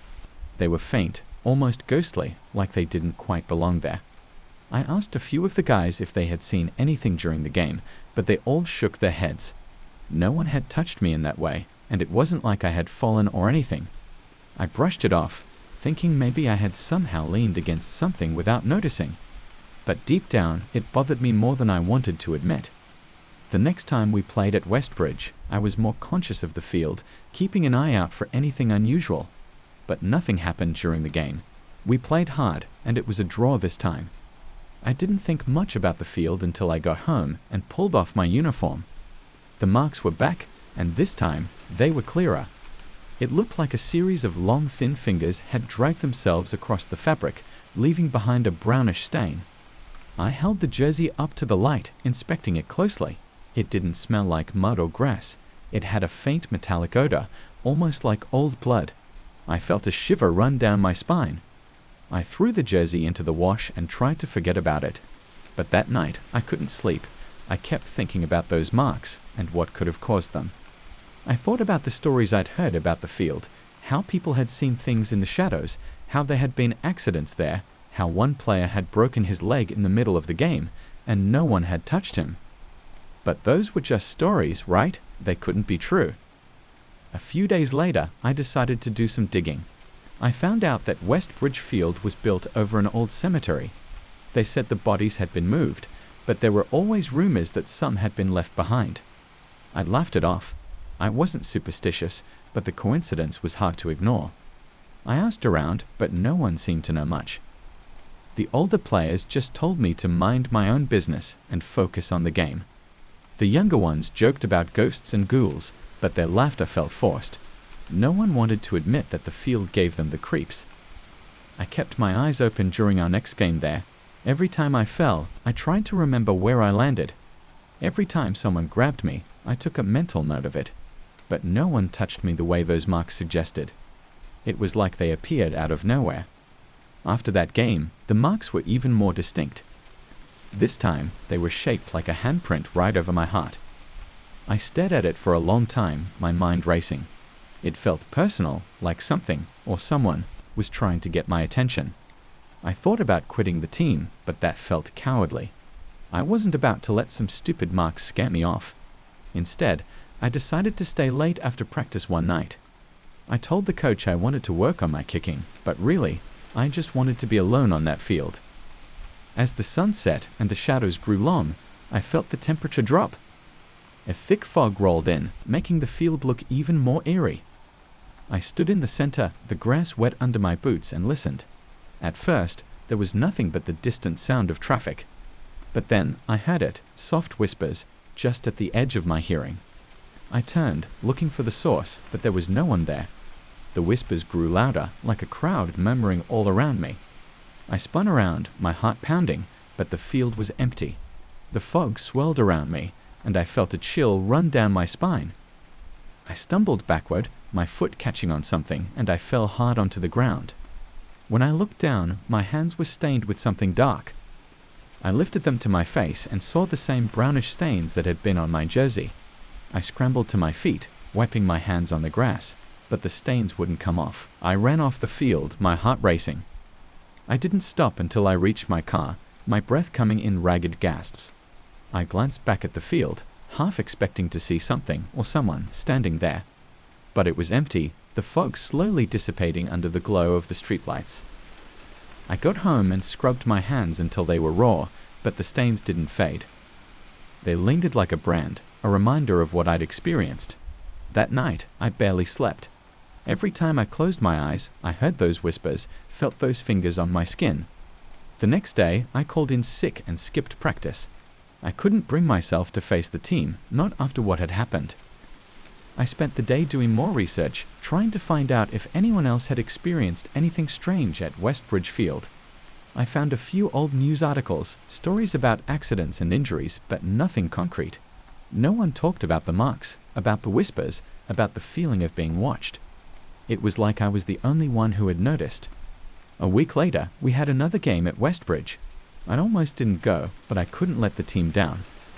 I showed up, trying to act normal, but I couldn't shake the feeling of dread. Every time I looked at the field, my stomach turned. The game started, and I tried to focus, but the whole time, I felt like I was being watched. Every time I hit the ground, I braced myself for the marks, for that cold, clammy touch. I played worse than I ever had, and we lost by a landslide. When I finally pulled off my jersey, I saw them again. This time, they were on my arms, my legs, even my face. I stared at myself in the mirror, my hands shaking. The marks were more defined now, like something was getting stronger. I couldn't take it anymore. I ran out of the locker room, my teammates shouting after me. I didn't care. I had to get away. I drove around aimlessly, my mind racing. I ended up at the local library, of all places, searching for answers. I found an old book about the history of the town. There was a chapter about Westbridge Field, about how it had been built over a battlefield, not just a cemetery. Hundreds of soldiers had died there, their bodies buried in mass graves. The book mentioned strange occurrences, people hearing voices, seeing shadows, feeling a presence. But it was all written off as local legends, stories to scare kids. I felt a knot tighten in my stomach. It wasn't just a story, it was real. I knew I had to go back. I had to find out what was happening once and for all. I waited until the middle of the night when the streets were empty. I parked my car near the field and climbed over the fence, my heart pounding. The fog was back, thicker than ever. I made my way to the center of the field, the whispers starting up as soon as I stepped onto the grass. They were louder now, almost like voices. I dropped to my knees, feeling the cold seep into my bones. I heard a rustling behind me and turned, but there was no one there. The fog swelled around me, and I felt a pressure on my chest, like something was trying to push me down. I gasped, struggling to breathe, but the pressure only increased. I clawed at the ground, trying to pull myself up, but something held me down. I felt the marks burning into my skin, the metallic smell filling my nose. The whispers grew louder, almost like screams, and I realized they were saying my name. I screamed, trying to shake off whatever was holding me, but it was like fighting against a current. The ground seemed to shift beneath me, the grass turning to mud, thick and heavy. I felt it pulling me down, sucking me under. I struggled, but it was no use. The mud swallowed me whole, the world going dark. I couldn't breathe, couldn't move. The whispers were deafening now, like 1,000 voices all at once. I felt them pressing against me, squeezing me, crushing me. I closed my eyes, waiting for the end. When I woke up, I was lying on the field, the sun just starting to rise. My uniform was torn and covered in mud, but the marks were gone. I sat up, my body aching, my head spinning. I didn't know how I'd gotten there, how I was still alive. I stumbled to my feet, my legs shaking. I made my way back to my car, my mind a blur. I didn't know what to think, what to believe.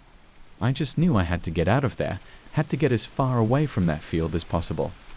I drove home in a daze, barely able to keep my eyes open. I stumbled into my apartment and collapsed onto the couch, my body too exhausted to move. I lay there for hours, trying to make sense of what had happened. But no matter how hard I tried, I couldn't forget the feeling of those fingers on my skin, the sound of those whispers in my ears. I knew I couldn't go back to that field, couldn't play there again. But I also knew it wasn't over. The marks appeared on my skin again, weeks later, while I was sleeping.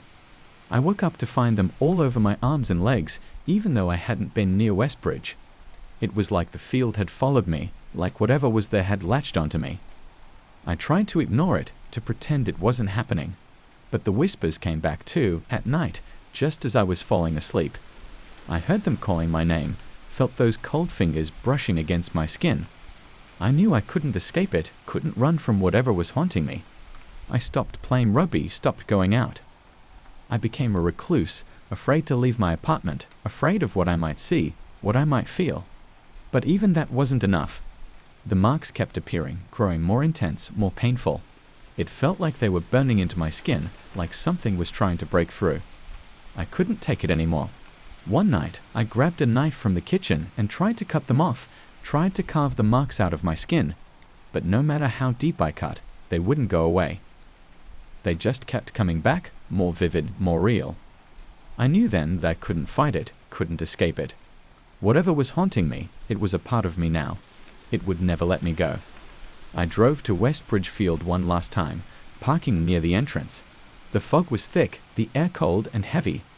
I climbed over the fence, my heart pounding in my chest. I made my way to the center of the field, the whispers starting up as soon as I stepped onto the grass.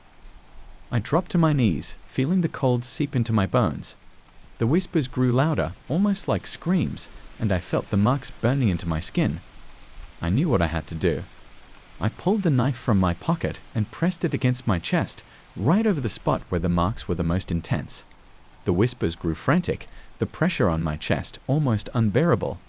I took a deep breath and pushed the blade in, the pain sharp and sudden.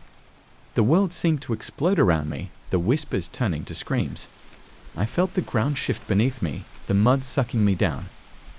I fell backward, my vision fading, the sky above me spinning. And then everything went black. They found my body the next morning, lying in the center of the field, my uniform covered in blood. The marks were still there, clear and vivid, almost like they were glowing. They said it was a tragic accident, that I must have lost my mind. But I know the truth. I know that whatever was haunting that field, whatever had latched onto me, it's still there, waiting for the next player to step onto that cursed ground. And if you ever find yourself at Westbridge Field, take my advice, stay away. Because once it has you, it never lets go. I'm not the kind of person who's easily spooked. I've been a math tutor for over 10 years, and I've seen just about every kind of student struggle with every type of problem. Algebra, calculus, you name it. But nothing could have prepared me for what happened last Tuesday. It was just a regular session with one of my students, Tim.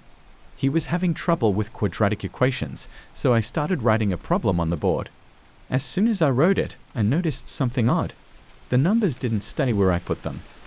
I thought maybe I was seeing things, but the 4 in the equation x2 plus 4x plus 4 slowly slid over to the left, joining the other 4, turning it into x2 plus 44x plus 4.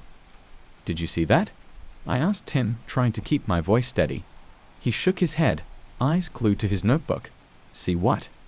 The numbers, I said, pointing to the board, but by then, the equation looked normal again. I laughed it off, blaming it on a lack of sleep. I'd been up late the night before, working on some personal projects. I finished the session without any more weirdness, but I couldn't shake the feeling that something was off. The next day, it happened again, this time with a different student, Emily. She was struggling with a set of trigonometry problems.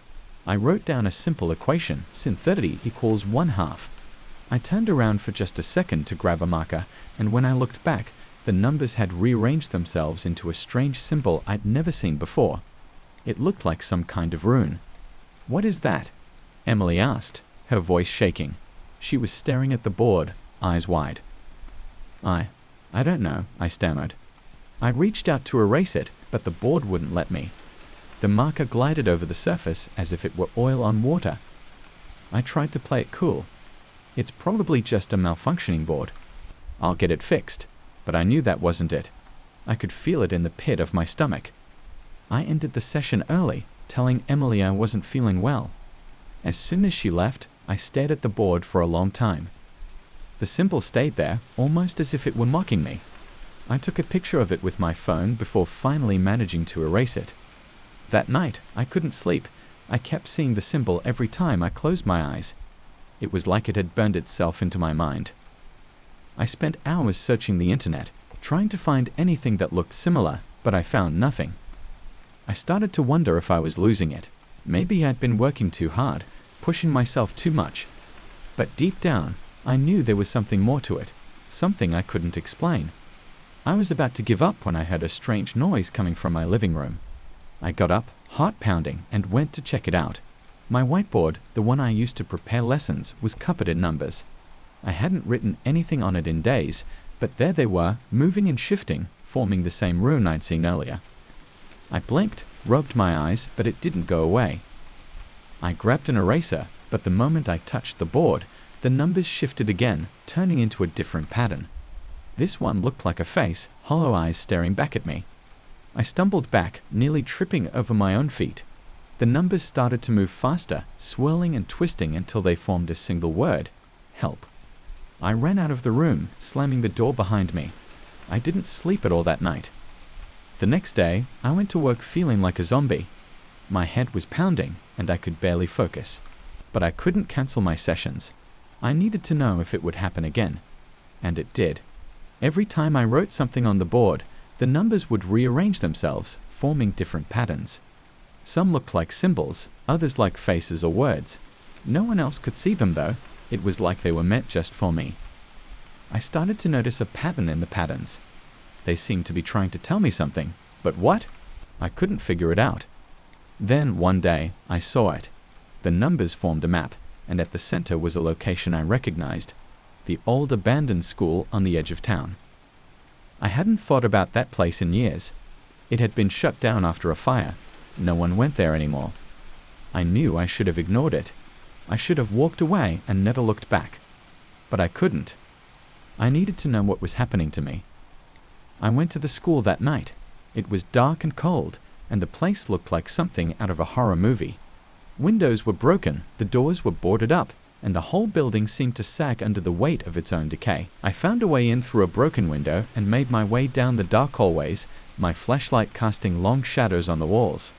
I wasn't sure what I was looking for, but I knew I would find it here.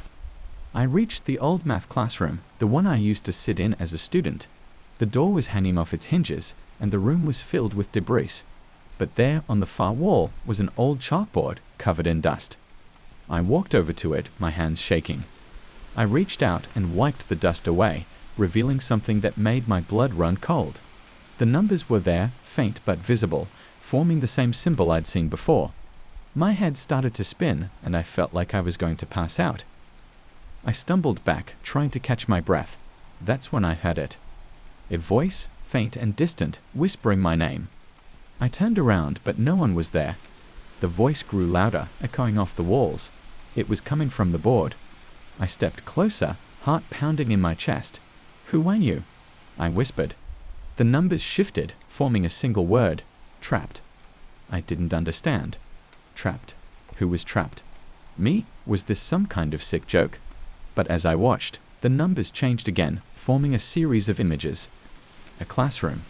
A group of students. A fire. Memories flooded back, ones I had buried deep. I remembered the fire.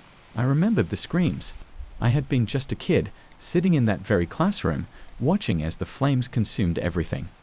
I had escaped, but others hadn't been so lucky. The numbers shifted again, forming a face I recognized. Mr. Jenkins, the math teacher who had died in the fire. He was the one who was trapped. His spirit, his soul, whatever you want to call it, was trapped in those numbers, in that classroom, in the chalkboard that had survived the fire.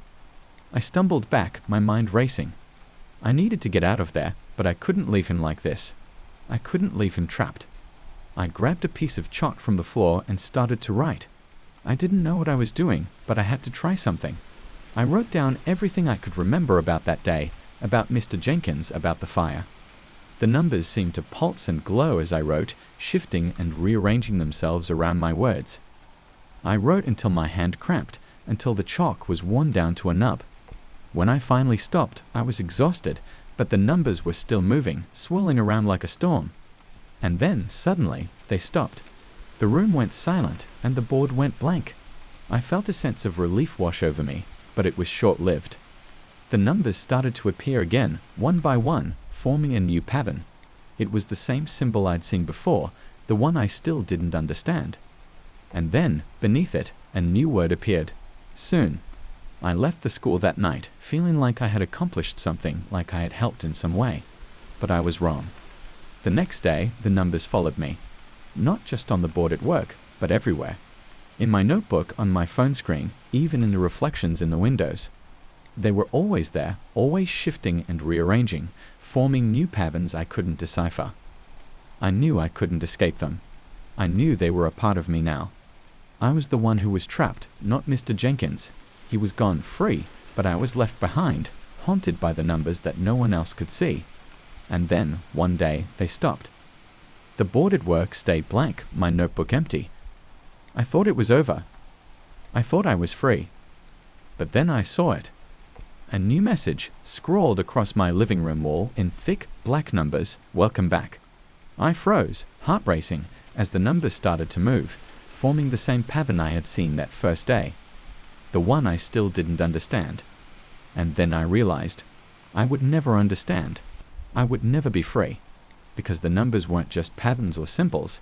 They were a prison, and I was the one who had built it. I turned away from the wall, tears streaming down my face. I knew what I had to do. I grabbed my keys and headed back to the school, back to the place where it had all started.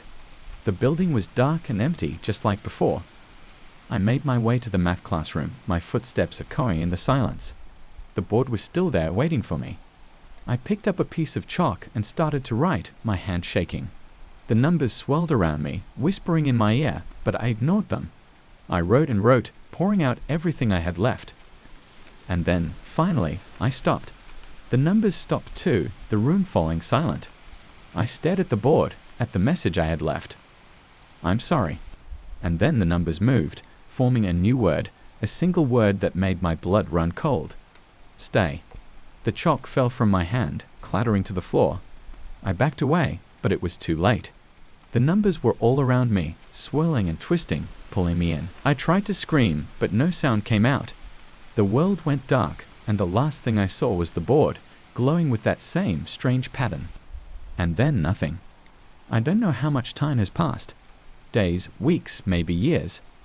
I'm still here, trapped in the numbers, in the patterns that no one else can see. I try to call out, to scream for help, but no one hears me. I watch as students come and go, as new problems are written on the board. But the numbers always change, always rearrange themselves into the same pattern.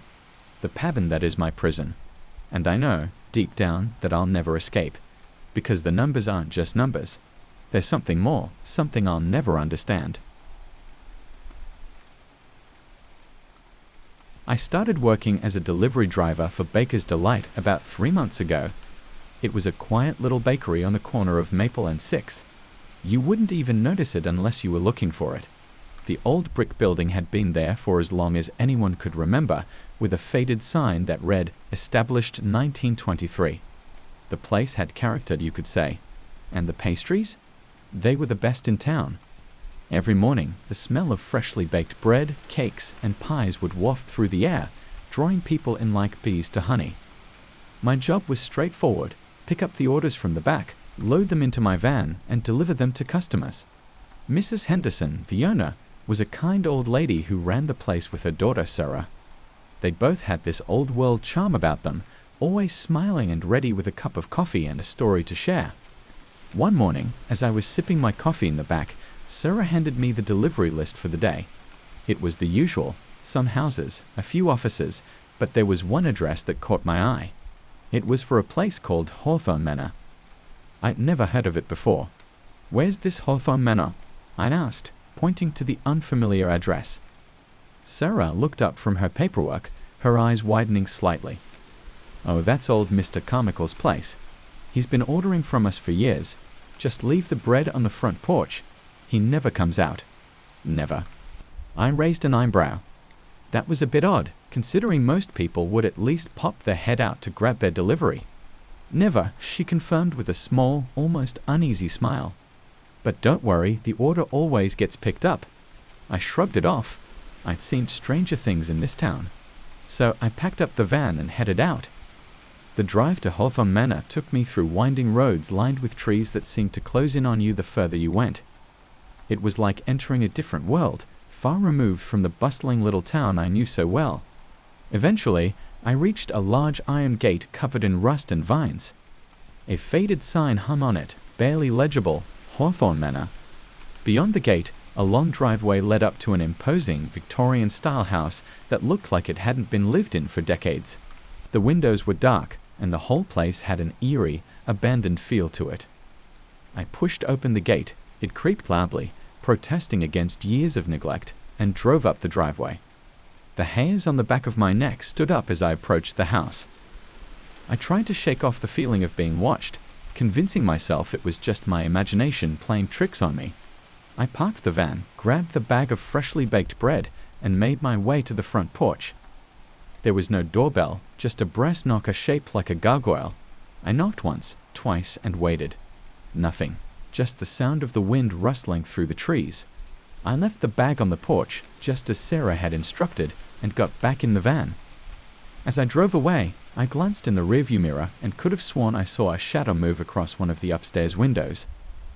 I shook my head and laughed at myself. "You're just being paranoid, man," I muttered. The next morning, I returned to the bakery, ready for another day of deliveries. Sarah handed me the list, and there it was again, Hawthorne Manor. I frowned. Didn't I just deliver there yesterday? Sarah nodded. Mr. Carmichael orders the same thing every day. A loaf of sourdough and a couple of croissants. Does he ever get tired of eating the same thing? She shrugged.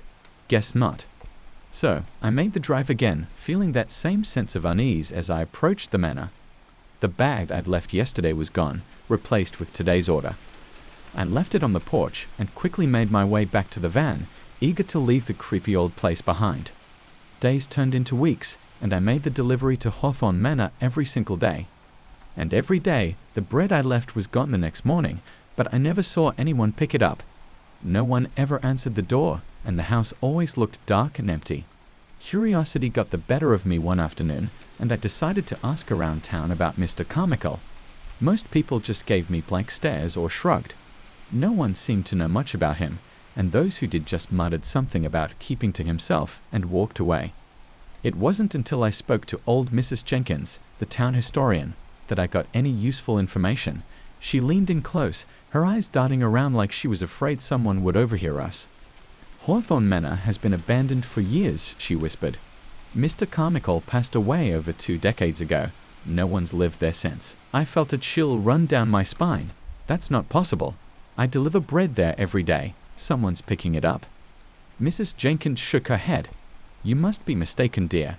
There's no one there. I left her house in a daze, my mind racing. If what she said was true, then who, or what, was taking the bread? The next morning, I made the delivery as usual, but this time I decided to stick around. I parked the van a little ways down the driveway, out of sight, and waited. Minutes turned into hours, and just as I was about to give up, I saw it. A figure, shrouded in darkness, slowly emerged from the shadows of the house. It was tall and thin, almost skeletal, and it moved with an unnatural grace. I watched frozen as it glided to the porch and picked up the bag of bread. It didn't have a face, just a dark void where its features should have been. My heart was pounding in my chest as I watched the thing retreat back into the house, the door closing silently behind it. I didn't wait around to see what would happen next. I floored the gas and sped away, not daring to look back. When I returned to the bakery, I told Sarah what I'd seen. She listened quietly, her expression unreadable. I think you need some rest, she said finally, her voice calm and steady. You've been working too hard. I wanted to argue to tell her I knew what I'd seen, but something in her eyes stopped me. She knew more than she was letting on. That night, I couldn't sleep. I kept seeing that faceless figure in my mind, its movements playing on a loop in my head. Who or what was it? And why was it taking the bread? The next day, I decided to confront Mrs. Henderson. She was in the back, kneading dough when I walked in. I blurted out everything, from the mysterious orders to the shadowy figure I'd seen. She paused, her hands covered in flour, and looked at me with a mixture of sadness and something else I couldn't quite place. "I didn't want to tell you this," she began softly, "but Hawthorne Manor used to belong to my family. Mr. Carmichael was my uncle. He died a long time ago, but his spirit never left." I felt a cold shiver run down my spine. "You're telling me that thing I saw was his ghost?" She nodded. "He was a good man in life, but something changed after he died.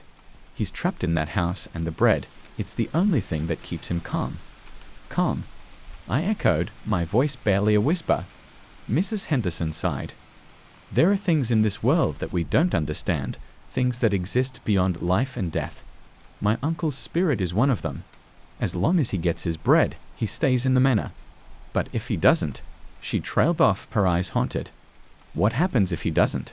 I asked, dreading the answer. She shook her head. "It's best not to find out." I didn't want to believe her, but deep down, I knew she was telling the truth. I'd seen it with my own eyes.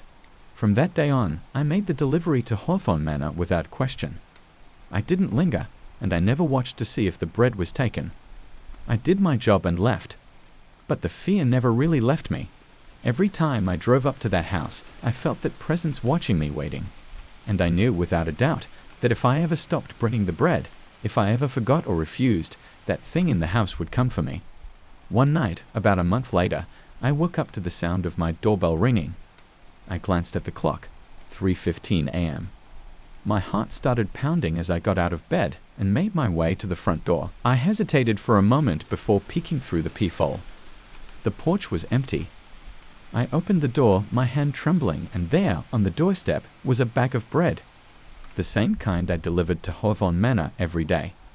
A chill ran down my spine as I realized what this meant. I'd forgotten to make the delivery that day. My mind raced as I grabbed the bag and jumped into my van, speeding through the deserted streets toward Hawthorne Manor. The gate was already open when I arrived, and the house loomed dark and foreboding in the distance. I placed the bag on the porch, my hands shaking so badly I almost dropped it. As I turned to leave, I felt a cold breeze brush past me, followed by a low, menacing whisper that sent chills down my spine. "Don't forget again." I ran back to the van, my heart pounding in my chest, and drove away as fast as I could. The next morning, I handed in my resignation. I couldn't do it anymore. Whatever was trapped in that house, whatever Mr. Carmichael had become, I didn't want any part of it.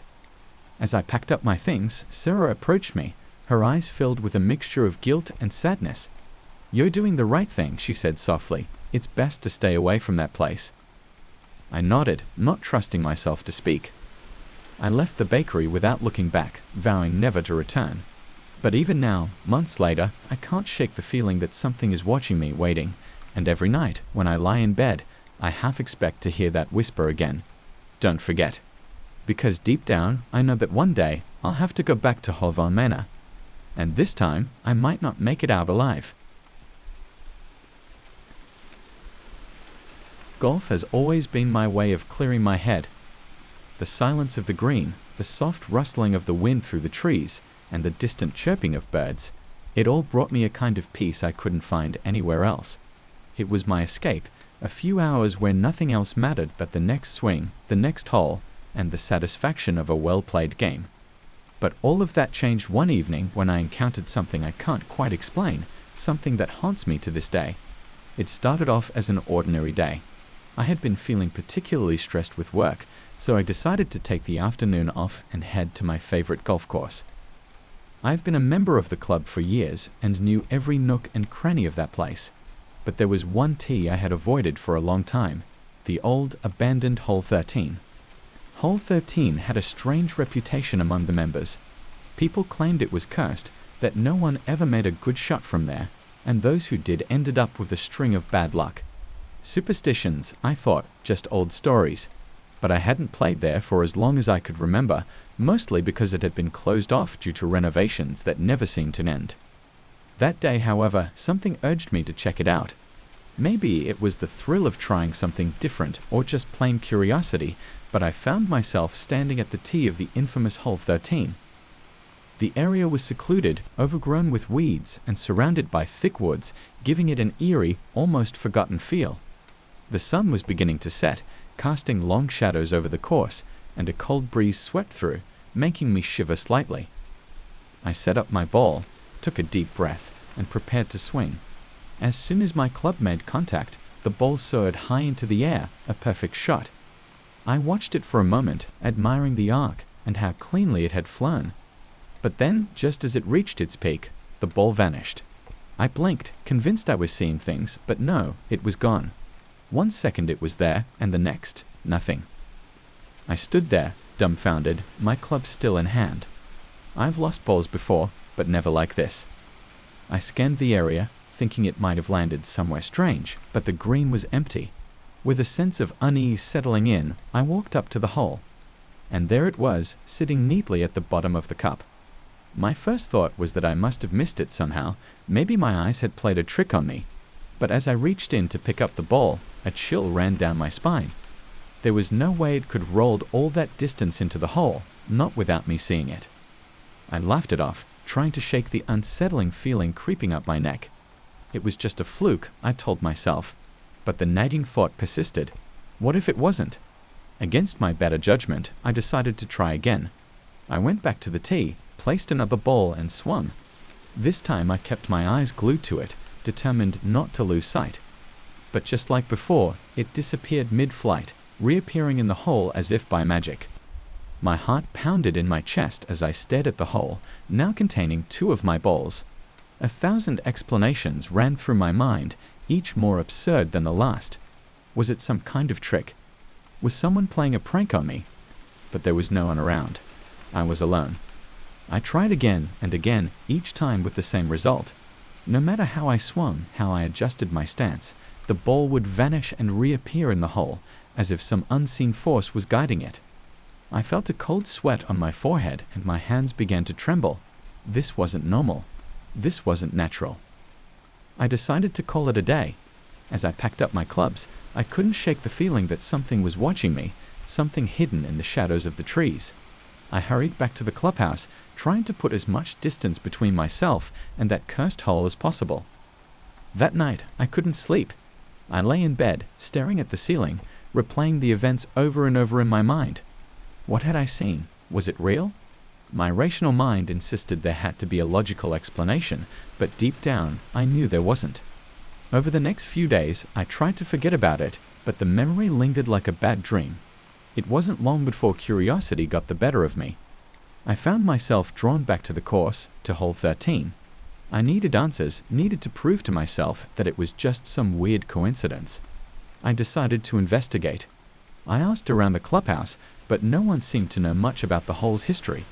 Most dismissed it as just another oddity of the course, something to be ignored, but I couldn't let it go. It was on a quiet Thursday afternoon when I finally found someone willing to talk. An old groundskeeper, a grizzled man who had worked at the course for decades, pulled me aside after I mentioned hole 13. "You shouldn't mess around with that hole," he warned, his voice low and gravelly. "There's a reason it's been closed off."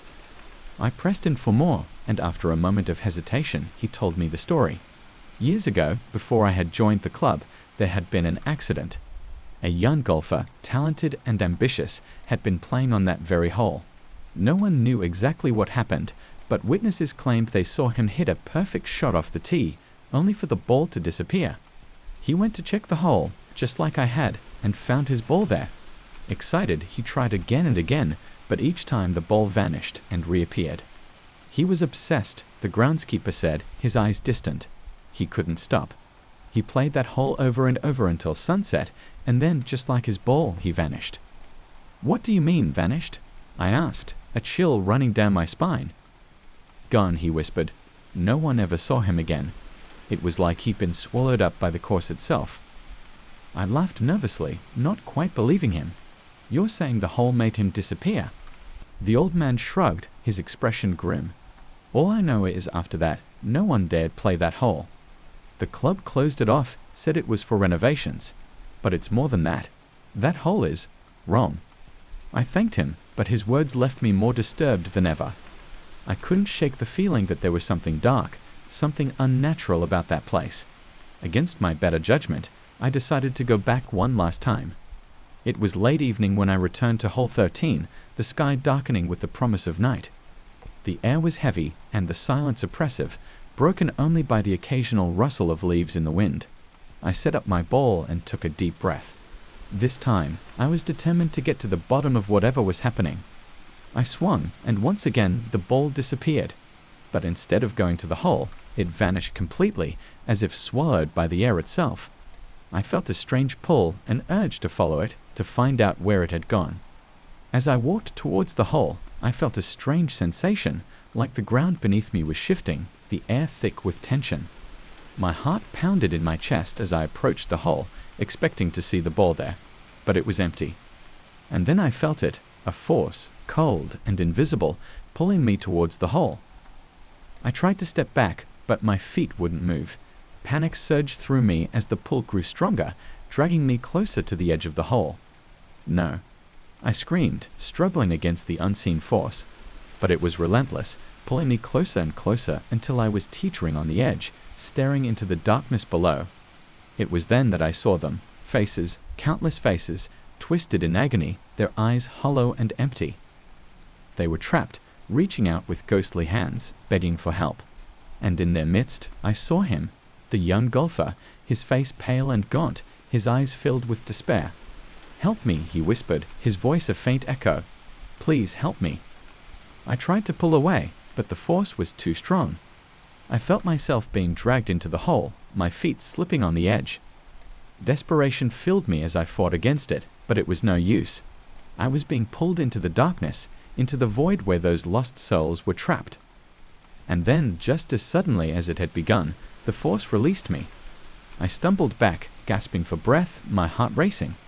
The hole was empty again, the faces gone. But I knew they were still there, lurking just beneath the surface, waiting for their next victim.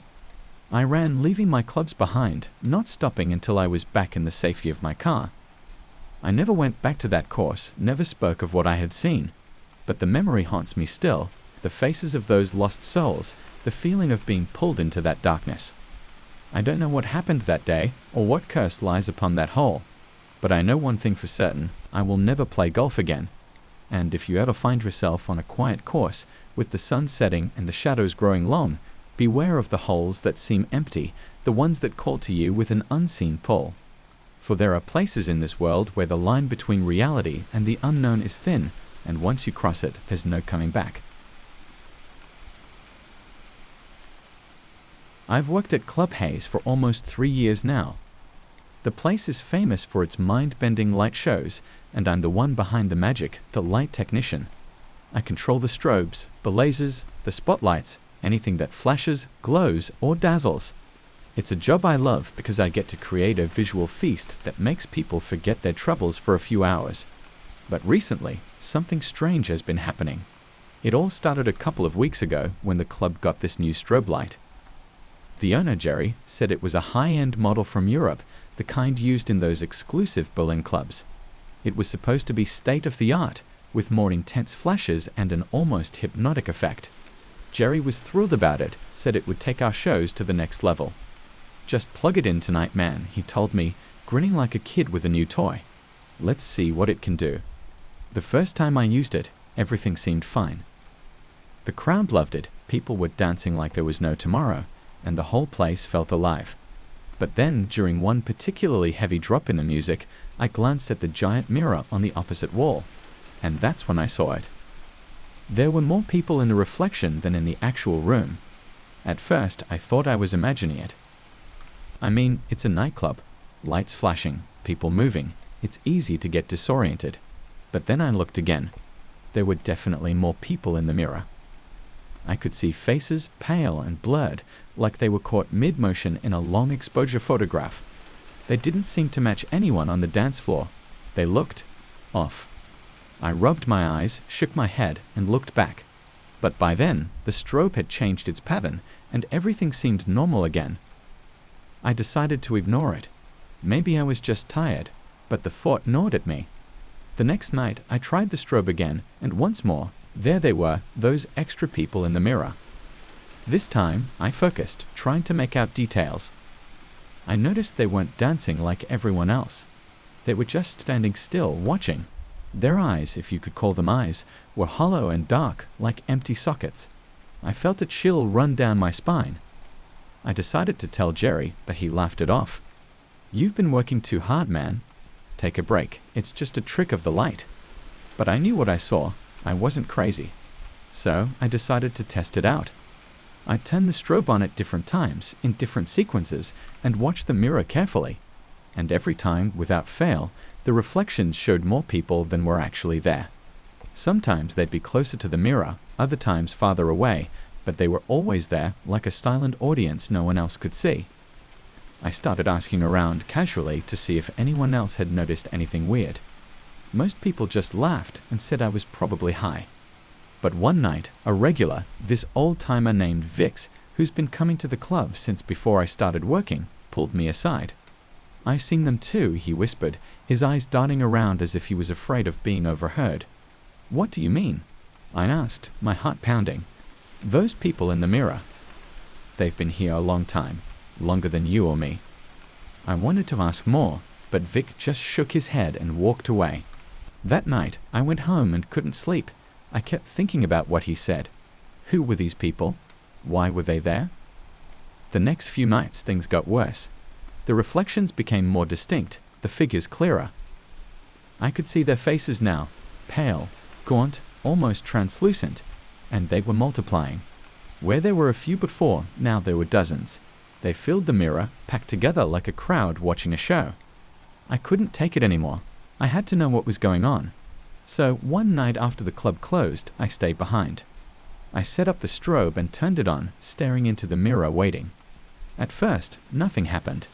The room flashed with light, the empty dance floor illuminated in harsh bursts, and then slowly they appeared. One by one, they materialized in the mirror. They didn't move, didn't blink, just stared at me. I felt like I couldn't breathe, but I forced myself to stay calm. I had to understand this. I moved closer to the mirror, and as I did, the figures seemed to lean forward too, as if they were peering at me through some invisible barrier. "Who are you?" I whispered, my voice trembling. They didn't respond. Of course they didn't, but something else happened. One of the figures, a woman with long dark hair and hollow eyes, raised her hand. She pointed at me, her finger thin and bony, almost skeletal. I felt a wave of cold wash over me. I stumbled back, turning off the strobe light, plunging the room into darkness. My heart was racing. I grabbed my things and ran out of there, not stopping until I was home, locked inside, trembling in my bed. I didn't go back to work the next day. I called in sick, but I couldn't avoid it forever. Jerry kept calling, saying he needed me for the weekend. Reluctantly, I agreed. That Saturday night, I returned to the club, feeling like I was walking into a nightmare. I tried to avoid using the strobe, but Jerry insisted. "People love it, man. Just use it for the funnel." I nodded, swallowing my fear. The night went on, and finally it was time. I hesitated, then turned on the strobe. The lights flashed, the crowd cheered, and I forced myself to look at the mirror. There they were, all of them, more than ever before. Hundreds of pale faces staring out from the mirror, their eyes dark pits, their mouths open in silent screams.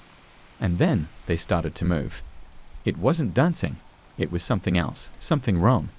Their bodies twisted and contorted, like they were trapped in some invisible cage, struggling to break free. I could hear a faint whispering, a chorus of voices just beyond hearing. I felt sick. I wanted to turn off the light, to smash the mirror, to run, but I couldn't move. I was frozen, trapped in their gaze. And then I saw her, the woman with the long hair. She was right at the front, her face pressed against the glass, and she was smiling. "Help us," she mouthed, the words clear and distinct, even though no sound came out. I shook my head, stepping back. This wasn't real. It couldn't be real. But she kept mouthing the words over and over. "Help us." And then I felt it. A cold hand on my shoulder. I whipped around, but no one was there. I looked back at the mirror, and now all of them were reaching out, their hands pressed against the glass, their faces desperate. "Help us," they mouthed in unison, a silent plea that filled the room. I couldn't take it anymore. I ran to the control panel and turned off the strobe, plunging the club into darkness. The music stopped, the crowd groaned in confusion, but I didn't care. I had to get out of there. I grabbed my jacket and bolted for the door, but as I passed the mirror, I saw something that made me stop dead in my tracks. They were still there, even with the strobe off. Dozens of pale, gaunt faces staring out at me from the darkness of the mirror. And they were closer now, pressed up against the glass, as if they were trying to push through. I ran out of the club and didn't stop until I was in my car, the engine roaring as I sped away. I don't remember driving home, just that I ended up there, shaking, my mind racing.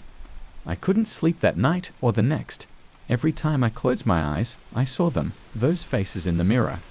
I tried to tell myself it was just a trick of the light, a hallucination, but I knew better. I've been back to the club a few times since then, but I avoid the strobe like the plague. Jerry keeps asking why I won't use it anymore, but I just make up excuses. I can't tell him the truth. He wouldn't believe me anyway. But I know what I saw. And I know they're still there, waiting in that mirror, those lost souls trapped in the glass. And sometimes, late at night, I think I can hear them, whispering, calling out to me. Help us. I don't know what they want, or why they chose me. But I do know one thing, I'm never turning on that strobe light again. Because I'm afraid of what might happen if I do. Afraid of what might come through. Afraid that one day, I'll look in the mirror and see them standing right behind me. And then, it will be too late. For both of us. I've been a zoologist for nearly a decade now, specializing in primates. My research has taken me to the deepest jungles and the most secluded research facilities. But nothing could have prepared me for what happened during my last project. I was stationed at a remote research outpost in the heart of Borneo, studying a previously undocumented species of primate. We called them Paniscus nocturnus, a nocturnal variant of the bonobo. They were elusive, only coming out after dark, and displayed an unusual level of intelligence, even for primates. It was supposed to be a groundbreaking study, something that would redefine our understanding of primate behavior and cognition. Little did I know, I'd be the one ending up with more questions than answers, and a fear that has followed me even to this day. I arrived at the research station around noon, sweating through my shirt from the oppressive humidity. The place was a small wooden cabin with a fenced area attached, designed to contain the subjects for observation. My equipment was state-of-the-art, motion-sensitive cameras, night vision scopes, and a stack of notebooks. After setting up the equipment, I took a walk around the perimeter. There was a strange stillness to the jungle, as if the animals knew something I didn't. I brushed it off as pre-research jitters and settled into my routine. The first night, I set up the cameras, hoping to capture the primates in their natural state. I woke up to find something odd on my desk. My notebook, which I'd left open with some hastily scribbled notes about the previous night, had been disturbed. The pages were wrinkled, as if someone had pressed down on them with force. But what caught my attention were the handprints, small, delicate, and unmistakably human-like. At first, I thought it was a prank. Maybe one of the locals who helped me set up the camp had sneaked in and messed with my notes. But there was no way someone could have bypassed the locked doors and cameras without being seen. I reviewed the footage from the night. Nothing. No signs of movement, no shadows, nothing to explain how those prints got there. I shook it off, blaming it on my lack of sleep. I mean, who wouldn't be tired after spending the night monitoring cameras in the pitch-black jungle? I spent most of the day analyzing the recordings from the cameras. The primates were fascinating to watch. They moved in coordinated groups, communicating through a series of complex gestures and sounds. But something about their behavior felt off. They'd stop and stare at the camera, as if they knew they were being watched. That night, I doubled down on security. I bolted the door and set up an extra camera inside the cabin, pointed directly at my desk. I placed my notebook in the center, its blank pages almost taunting me to catch the culprit. When I woke up, the handprints were back. This time, there were more of them, scattered across different pages. I rushed to the camera, heart pounding. The footage showed nothing unusual, just me sleeping and the empty room. But when I zoomed in on the desk, the pages of the notebook seemed to ripple, as if touched by an invisible hand. I felt a chill run down my spine. There was no rational explanation for this. Was I going crazy? By this point, sleep was a luxury I couldn't afford. I spent every night watching the cameras, waiting for something to happen. The handprints continued to appear, and I began to notice a pattern. They'd always seemed to show up on pages where I'd written something important, something related to the primate's behavior. It was as if someone, or something, was trying to communicate with me to guide my research. I started writing questions in my notebook, hoping for a response. "What do you want?" I scribbled one night, my hand trembling. The next morning, there was a new handprint, larger, almost adult-sized, next to my question. Beneath it, scrawled in the same messy handwriting as mine, were the words, "Help." I felt a mix of fear and fascination. Was this some kind of elaborate prank? Or was I truly communicating with something beyond my understanding? Sleep-deprived and desperate for answers, I decided to confront whatever was haunting me. I stayed up all night, the notebook in front of me, my eyes glued to the pages. Hours passed, the jungle outside alive with the sounds of nocturnal creatures. And then I heard it, a faint shuffling, like bare feet on wooden floorboards. My heart raced as I turned around, expecting to see an intruder. But the room was empty, the door still bolted shut. I turned back to the notebook, and my blood ran cold. There, right before my eyes, a handprint was forming on the page. It was as if an invisible hand was pressing down, the outline appearing in slow, deliberate movements. I wanted to run, to scream, but I was frozen in place. The handprint lifted, and then, with painstaking slowness, a single word appeared beneath it: free. I spent the next few days and a days trying to piece together what was happening. The primates, the handprints, the messages, it all felt connected, but I couldn't see how. My research was falling apart. I hadn't documented anything substantial about the primates, and my mental state was deteriorating rapidly. And then, one night, I saw it. The primates, gathered in a circle outside the fence, their eyes reflecting the dim light of the moon. They were holding something, passing it around like a sacred object. I grabbed my flashlight and crept closer, my heart pounding in my chest. As I drew nearer, I realized what they were holding, a human skull. My breath caught in my throat. I watched in horror as they handled it with a reverence that sent chills down my spine. And then I saw it, the same handprints that had been appearing in my notebook, smeared across the bone. I couldn't take it anymore. I was on the brink of a breakdown, my mind a mess of fear and confusion. I tried contacting my colleagues, but the radio was dead, and the satellite phone wouldn't connect. I was completely cut off, alone in this hellish jungle.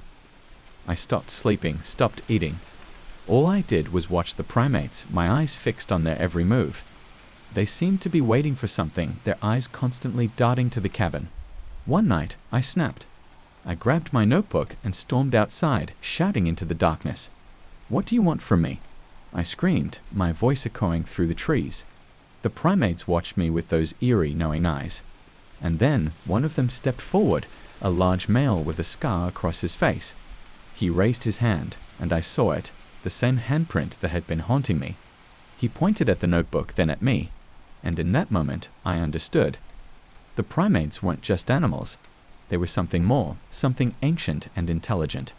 They had been trying to communicate with me, to reach out. The handprints, the messages, they were a cry for help. I spent the next few days in a frenzy, writing down everything I could think of, trying to decode their messages. But the more I wrote, the more the handprints appeared, covering the pages in a chaotic mess. And then I found it, a hidden compartment in the floor of the cabin, buried under layers of dirt and dust. Inside was a stack of old papers, covered in the same handprints as my notebook. They were research notes, written by a previous zoologist stationed here decades ago. He had been studying the same primates, and like me, he had discovered their intelligence. But his notes took a darker turn. He wrote of experiments, cruel and inhumane, conducted on the primates in an attempt to unlock their secrets. His final entry was a desperate plea for forgiveness, scrawled in the same messy handwriting as the messages in my notebook. "I am sorry. I have damned us all." I knew I had to leave, to get away from this place before it consumed me. But it was too late. The primates had become restless, their eyes fixed on the cabin, on me. They knew I had found the truth, and they wouldn't let me leave. The last night, I barricaded myself inside, my heart pounding in my chest. I could hear them outside, their low, guttural calls echoing through the night. And then I saw it, the handprints, appearing on the walls, the floor, even the ceiling. They were everywhere, pressing in on me, suffocating me. I grabbed my notebook, my hands shaking, and wrote one last message: I'm sorry. The door burst open, and they were there, the primates, their eyes filled with an intelligence that chilled me to the bone. They reached out, their hands touching mine, and I felt it, their pain, their anger, their desire for revenge. I don't know what happened next. All I remember is darkness, a suffocating, crushing darkness that swallowed me whole. They found my body weeks later, the notebook clutched in my hand. The pages were covered in handprints, smeared and chaotic. The official report said I died of a heart attack, brought on by stress and exhaustion. But I know the truth. The primates are still out there, waiting, watching. And the handprints, they haven't stopped. They appear on my walls, my desk, even in my dreams. I'm writing this as a warning. If you ever find yourself in that jungle, if you ever hear the whispers of the Paniscus nocturnus, turn back. Don't try to understand them, don't try to communicate. Because they're not just animals. And some secrets are better left buried. And if you see the handprints, pray that it's not too late. It all started with a package. I'm a fashion blogger, and receiving samples from brands is part of the job. My followers love it when I post unboxing videos and try-ons. It's like a ritual. Every week, there's a new delivery, a new trend, and something fresh to showcase. But that Wednesday, things were different. When I got home, there was a brown box waiting at my doorstep. It wasn't unusual, except I hadn't scheduled any deliveries. The label had no return address, and the sender's name was just a series of dashes. Curious, I brought it inside. It was heavier than most packages, which piqued my interest even more. I tore open the cardboard and found a neatly folded pile of clothes, wrapped in black tissue paper with a red ribbon. My heart skipped a beat. They were beautiful, chic, elegant, and exactly what I would have picked for my next blog post. A silky black dress with intricate embroidery, a pair of high-waisted trousers, a velvet blazer, and a sequined top. But something was off. I'd never mentioned these outfits to anyone. They were part of a draft I hadn't even finished yet. How could anyone know about them? The next day, I posted my regular content, ignoring the nagging feeling about the package. But I couldn't stop thinking about it. The outfits were perfect. They were exactly what I had in mind for my upcoming post on winter evening looks. But I hadn't told anyone, not even my best friend Maya. I decided to do a little test. I wore the black dress from the package and did a photo shoot. It looked stunning under the dim, golden streetlights, the embroidery glistening with every movement. I posted the pictures on my blog, titling the post Midnight Elegance. Within hours, the comments started pouring in. Everyone loved the look, and I was thrilled. But then I got a notification from a user named Fashion Foresight. Their comment made me freeze. Wearing the dress before the blog even knows you're going to write about it. Bold move. I clicked on their profile, but it was empty. No posts, no followers, nothing. Just a blank page. I brushed it off as a troll and tried to focus on the positive feedback. The next morning, another package arrived. This time, it was a pair of boots, the exact boots I had planned to feature in my next post. My heart raced. Was someone spying on me? I decided to keep the next outfit idea to myself. Not even a hint in my notes, just an idea in my head. A vintage-inspired look with a floral dress and a brown leather jacket.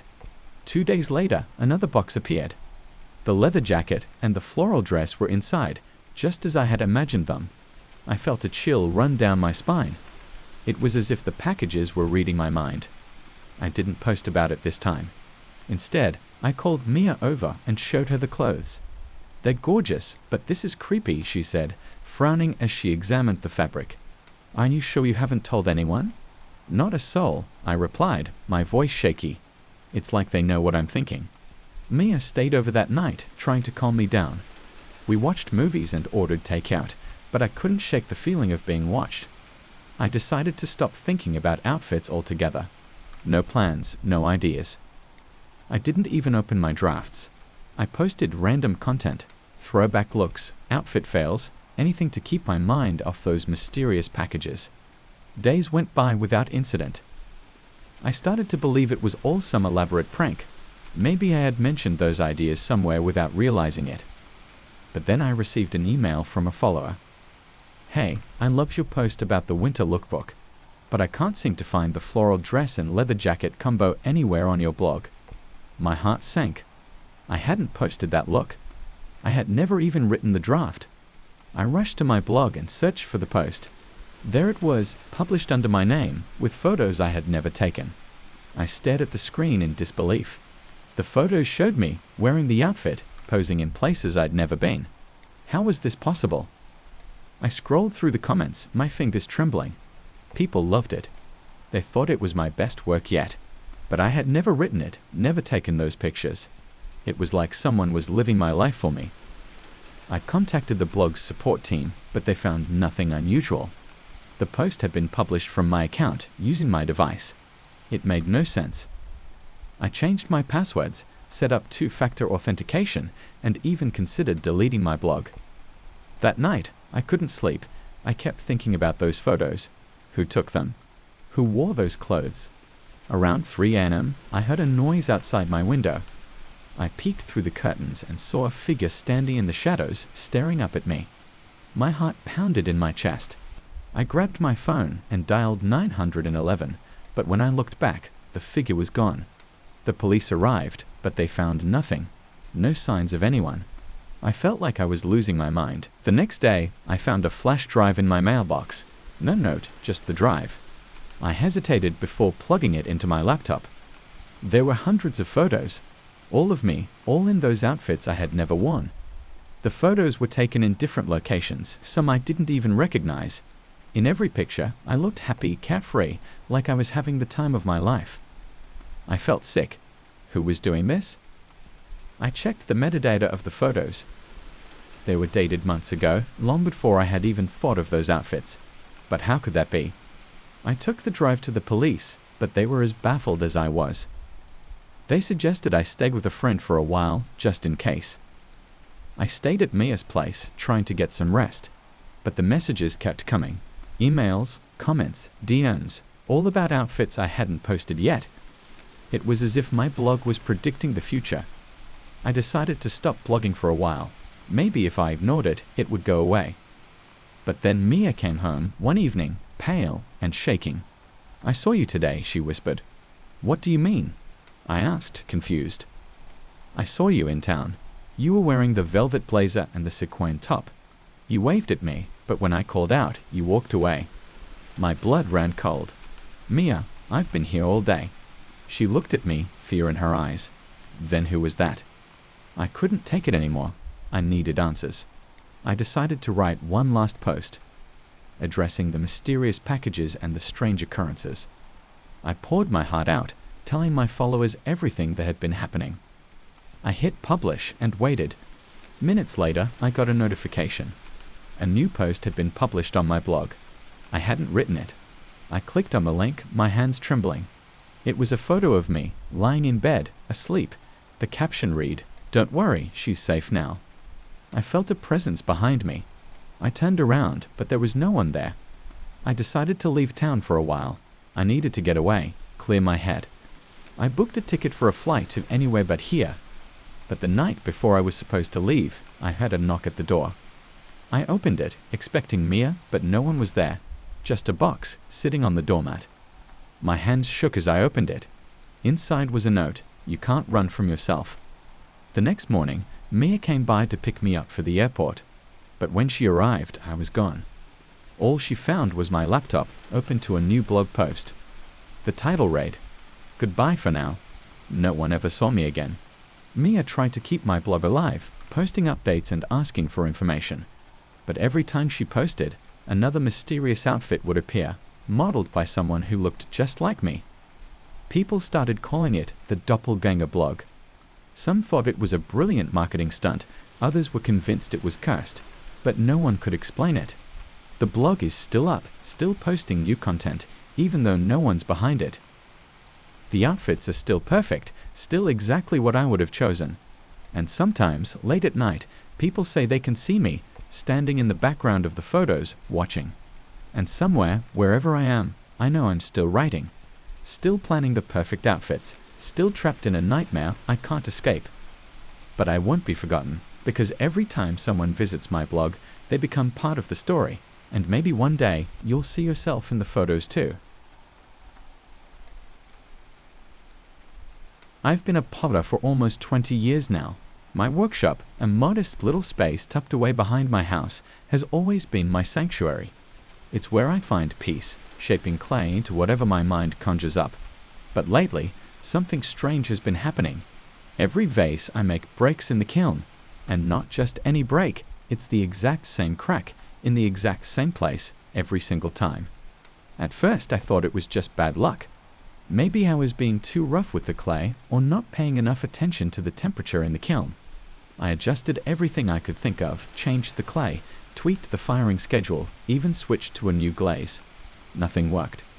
The crack kept appearing, always running from the rim down to the base, splitting the vase clean in half. I remember the first time it happened. I just finished a beautiful piece, tall and slender with a smooth, glossy finish. I was excited to see how it would turn out after the firing. When I opened the kiln and saw it shattered, I was crushed. But I didn't think much of it, just one of those things, you know. But then it happened again, and again, and again. I started losing sleep over it. I'd wake up in the middle of the night, heart pounding, wondering if it was something I was doing wrong, or if my kiln was malfunctioning. I even called in a technician to check it out, but he found nothing wrong. Kiln's in perfect working order, he said, wiping his hands on his overalls. Maybe it's your clay. So I changed the clay. No difference. I spent hours online, combing through pottery forums, looking for answers. Everyone had suggestions, but none of them worked. I started getting desperate, almost afraid to put anything in the kiln, knowing it would just end up in pieces. It was around that time I started noticing the dreams. They weren't nightmares exactly, but they were unsettling. I'd dream of an old woman, her face wrinkled and tired, standing in my workshop. She never said anything, just watched me with this sad look in her eyes. And there was always this faint smell of smoke in the air, like something was burning. I'd wake up drenched in sweat, the smell of smoke still lingering in my nose. But there was never any fire, just the hum of the kiln in the distance, like a heartbeat pulsing through the night. I told myself it was stress, that I was just imagining things because I was so frustrated.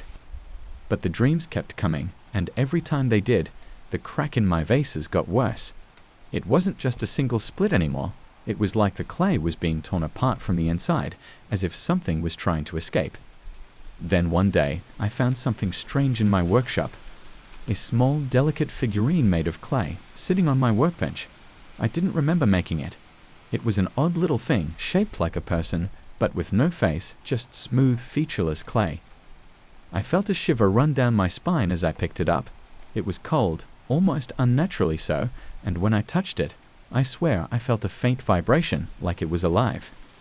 I threw it away, convinced it was just some leftover project I'd forgotten about. But the next day, it was back on the bench, the same spot I'd found it. This time, though, it had a crack down its middle, just like my vases. I didn't know what to do. I felt like I was losing my mind. I stopped making vases, switched to bowls and plates instead, but even they started cracking in the kiln. The same line, the same place, every time. I thought about quitting pottery altogether, but I couldn't bring myself to do it. This was my life, my passion. I wasn't going to let some stupid crack ruin it for me. So I decided to try one last time. I made a vase, a simple one, no fancy designs, just pure, unblemished clay. I put it in the kiln and waited. When I opened the kiln the next morning, the vase was whole. No cracks, no breaks. I almost cried with relief. But when I took it out and set it on the table, I noticed something odd. There was a faint mark on the rim, almost like a fingerprint, but it wasn't mine. It was small, delicate, like the touch of a child. That night, the dream was different. The old woman was there, but this time she was crying. She held the faceless figurine in her hands, rocking it back and forth like a baby. The smoke was thicker now, choking, and I could barely breathe. I woke up gasping, my lungs burning. The smell of smoke was stronger than ever, and when I looked outside, I saw a faint glow coming from my workshop. I've been a potter for almost 20 years now. My workshop, a modest little space tucked away behind my house, has always been my sanctuary. It's where I find peace, shaping clay into whatever my mind conjures up. But lately, something strange has been happening. Every vase I make breaks in the kiln. And not just any break, it's the exact same crack, in the exact same place, every single time. At first, I thought it was just bad luck. Maybe I was being too rough with the clay or not paying enough attention to the temperature in the kiln. I adjusted everything I could think of, changed the clay, tweaked the firing schedule, even switched to a new glaze. Nothing worked. The crack kept appearing, always running from the rim down to the base, splitting the vase clean in half. I remember the first time it happened. I just finished a beautiful piece, tall and slender with a smooth, glossy finish. I was excited to see how it would turn out after the firing. When I opened the kiln and saw it shattered, I was crushed. But I didn't think much of it, just one of those things, you know. But then it happened again, and again, and again. I started losing sleep over it. I'd wake up in the middle of the night, heart pounding, wondering if it was something I was doing wrong, or if my kiln was malfunctioning. I even called in a technician to check it out, but he found nothing wrong. "Kiln's in perfect working order," he said, wiping his hands on his overalls. "Maybe it's your clay." So I changed the clay. No difference. I spent hours online, combing through pottery forums, looking for answers. Everyone had suggestions, but none of them worked. I started getting desperate, almost afraid to put anything in the kiln, knowing it would just end up in pieces. It was around that time I started noticing the dreams. They weren't nightmares, exactly, but they were unsettling. I'd dream of an old woman, her face wrinkled and tired, standing in my workshop. She never said anything, just watched me with this sad look in her eyes. And there was always this faint smell of smoke in the air, like something was burning. I'd wake up drenched in sweat, the smell of smoke still lingering in my nose. But there was never any fire, just the hum of the kiln in the distance, like a heartbeat pulsing through the night. I told myself it was stress, that I was just imagining things because I was so frustrated. But the dreams kept coming, and every time they did, the crack in my vases got worse. It wasn't just a single split anymore. It was like the clay was being torn apart from the inside, as if something was trying to escape. Then one day, I found something strange in my workshop. A small, delicate figurine made of clay, sitting on my workbench. I didn't remember making it. It was an odd little thing, shaped like a person, but with no face, just smooth, featureless clay. I felt a shiver run down my spine as I picked it up. It was cold, almost unnaturally so, and when I touched it, I swear I felt a faint vibration, like it was alive. I threw it away, convinced it was just some leftover project I'd forgotten about. But the next day, it was back on the bench, the same spot I'd found it. This time, though, it had a crack down its middle, just like my vases. I didn't know what to do. I felt like I was losing my mind. I stopped making vases, switched to bowls and plates instead, but even they started cracking in the kiln. The same line, the same place, every time. I thought about quitting pottery altogether, but I couldn't bring myself to do it. This was my life, my passion. I wasn't going to let some stupid crack ruin it for me. So I decided to try one last time. I made a vase, a simple one, no fancy designs, just pure, unblemished clay. I put it in the kiln and waited. When I opened the kiln the next morning, the vase was whole. No cracks, no breaks. I almost cried with relief. But when I took it out and set it on the table, I noticed something odd. There was a faint mark on the rim, almost like a fingerprint, but it wasn't mine. It was small, delicate, like the touch of a child. That night, the dream was different. The old woman was there, but this time she was crying. She held the faceless figurine in her hands, rocking it back and forth like a baby. The smoke was thicker now, choking, and I could barely breathe. I woke up gasping, my lungs burning. The smell of smoke was stronger than ever, and when I looked outside, I saw a faint glow coming from my workshop. I ran outside, heart racing, convinced the kiln had caught fire. But when I got there, everything was still. The kiln was off, the room dark and silent. But the vase, the one I'd thought was perfect, was shattered on the floor, split right down the middle. And next to it was the figurine, cracked and broken, just like before.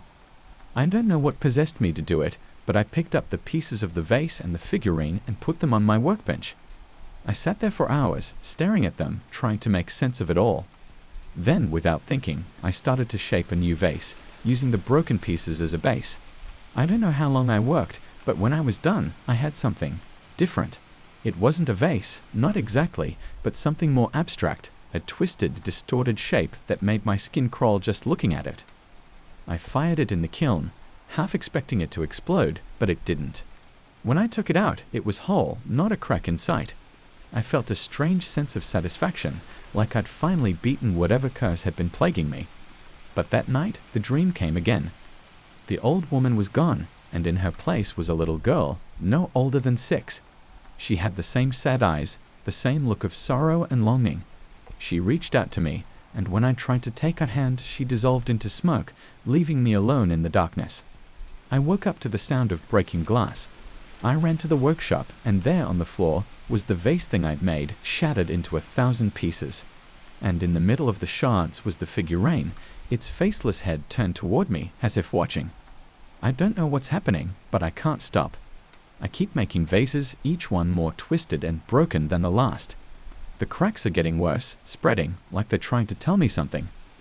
I'm afraid to fire them, afraid of what I'll find when I open the kiln. The dreams are worse now. The little girl is always there, silent and sad, her eyes full of something I can't understand. And the smoke, it's everywhere, thick and choking, filling my lungs, my head, my soul. I don't know how much longer I can do this. I'm losing myself, bit by bit, piece by piece, like the clay I shape on my wheel. I feel like I'm being pulled apart, broken, just like my vases. I don't know if anyone will read this, but if you do, please don't come here. Don't look for me. I'm not sure I'll be here much longer. I think the crack is spreading, not just in the vases, but in me. And I'm afraid of what will happen when it finally breaks. I wish I could tell you that things got better, that I found a way to fix the cracks and stop the dreams. But that would be a lie. The truth is, I'm not sure how this story ends. Maybe the kiln will explode, or the workshop will burn down, or I'll just disappear. But whatever happens, know this, some things are better left broken. Some things are meant to stay hidden, and some cracks can never be fixed. I remember the day I got my first skateboard like it was yesterday. I was 12, and all I wanted was to learn how to do an ollie like the pros on YouTube. Back then, skating was just a hobby, something to kill time. But as I got older, it became my life. I'd spend hours at the skate park, practicing new tricks, filming them, and posting them online.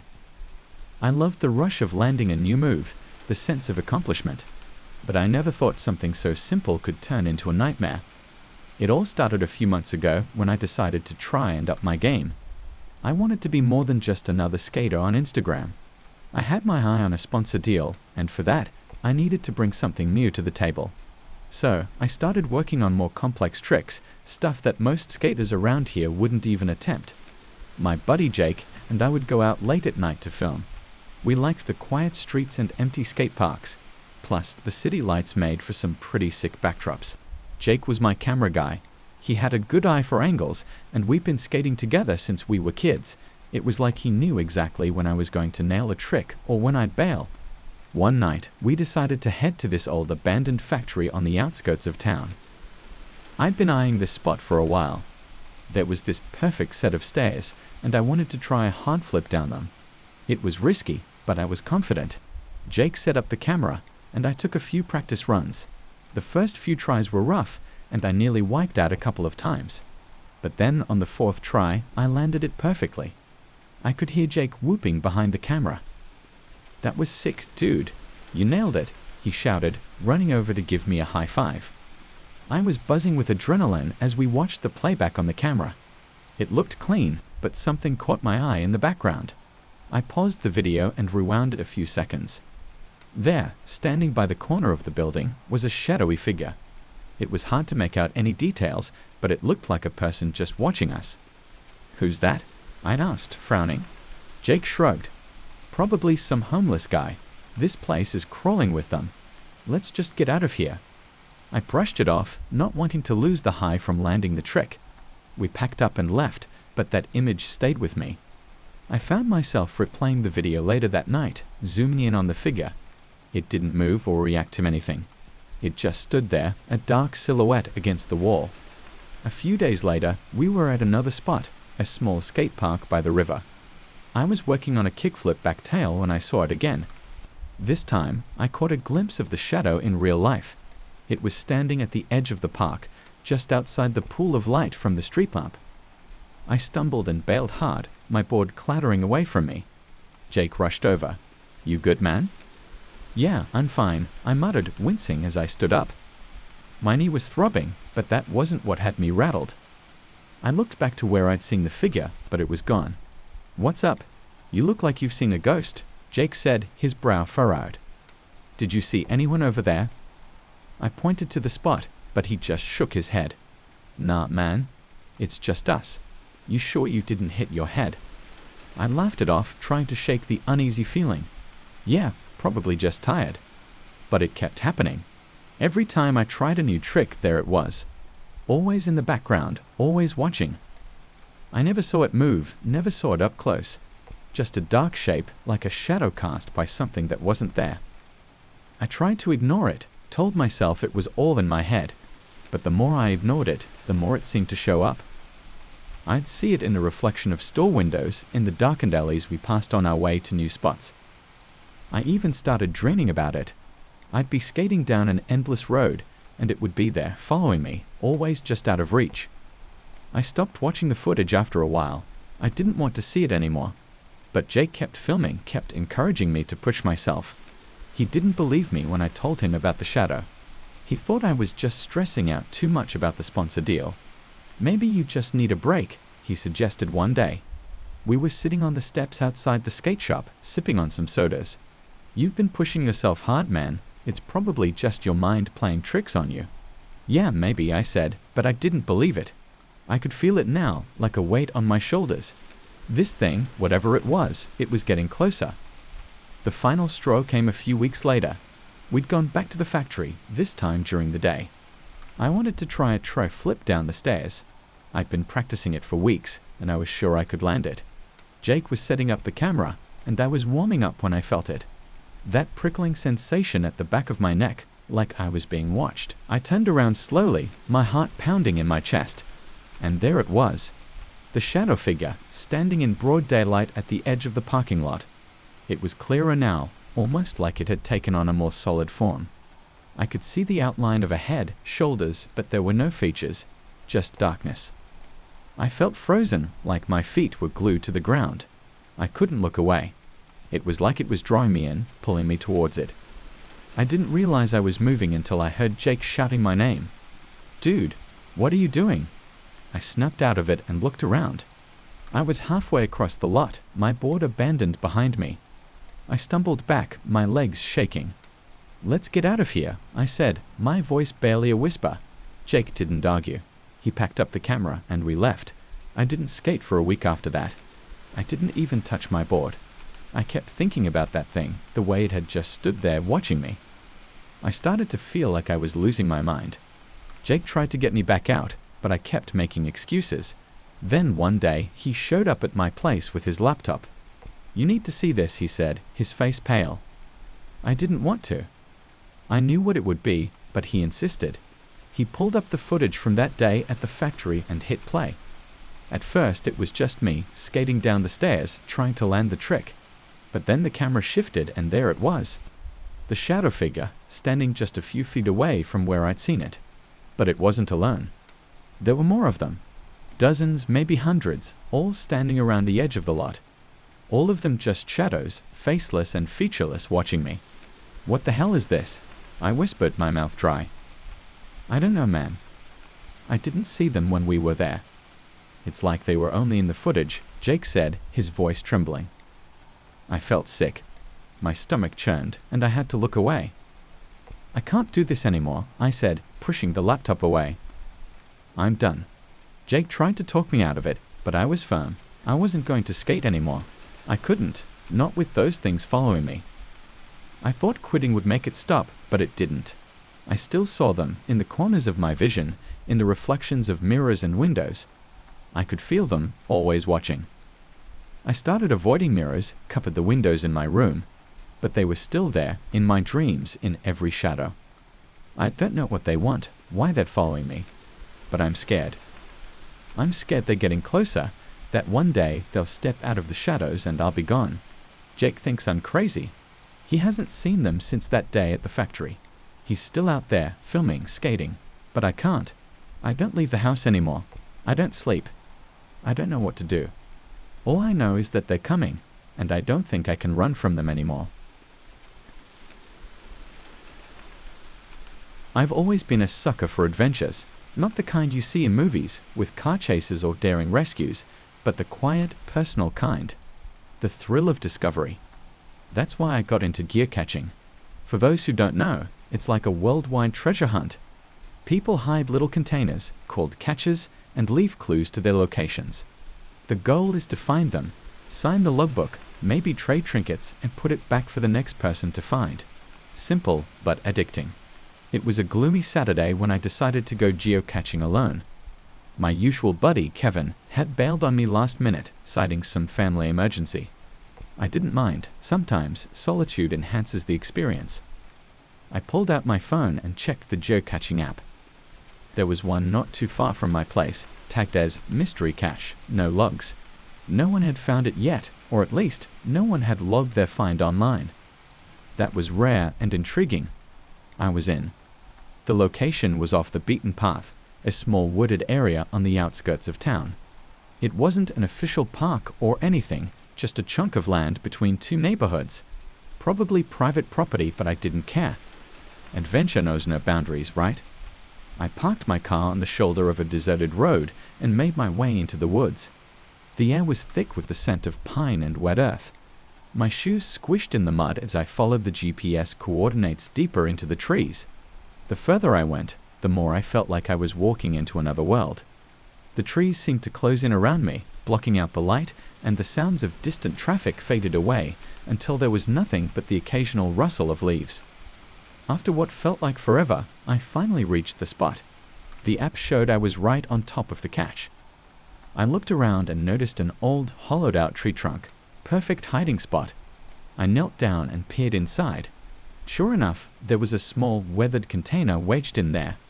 My heart skipped a beat. I'd found it, the untouched cache. With trembling fingers, I pulled the container out and popped the lid. Inside was the usual stuff, an old toy car, a few coins, a plastic ring. But underneath all that, there was an envelope. A yellowed, crinkled thing, like it had been there for years. I pulled it out, and my breath caught in my throat when I saw my name scrawled across the front. My full name in a handwriting that looked eerily familiar. I stared at it, feeling a chill run down my spine. My name, in the middle of nowhere, on a cache no one else had logged. It didn't make sense. I glanced around, half expecting someone to jump out from behind a tree and yell, "Gotcha!" But there was no one, just me and the whispering trees. I sat down on a nearby rock, my heart pounding, and carefully opened the envelope. Inside were photographs. The first one was of me, sitting on the porch of my childhood home, a place I hadn't visited in years. I flipped to the next one. It was me again, at a park I used to go to with my parents. There were more, me at school, at a friend's birthday party, even one of me sleeping in my room. All of them were candid shots, like they were taken without me knowing. I felt sick. This wasn't just some coincidence. Someone had been following me, documenting my life. But who? And why? I shoved the photos back into the envelope and stuffed it into my jacket. I needed to get out of there.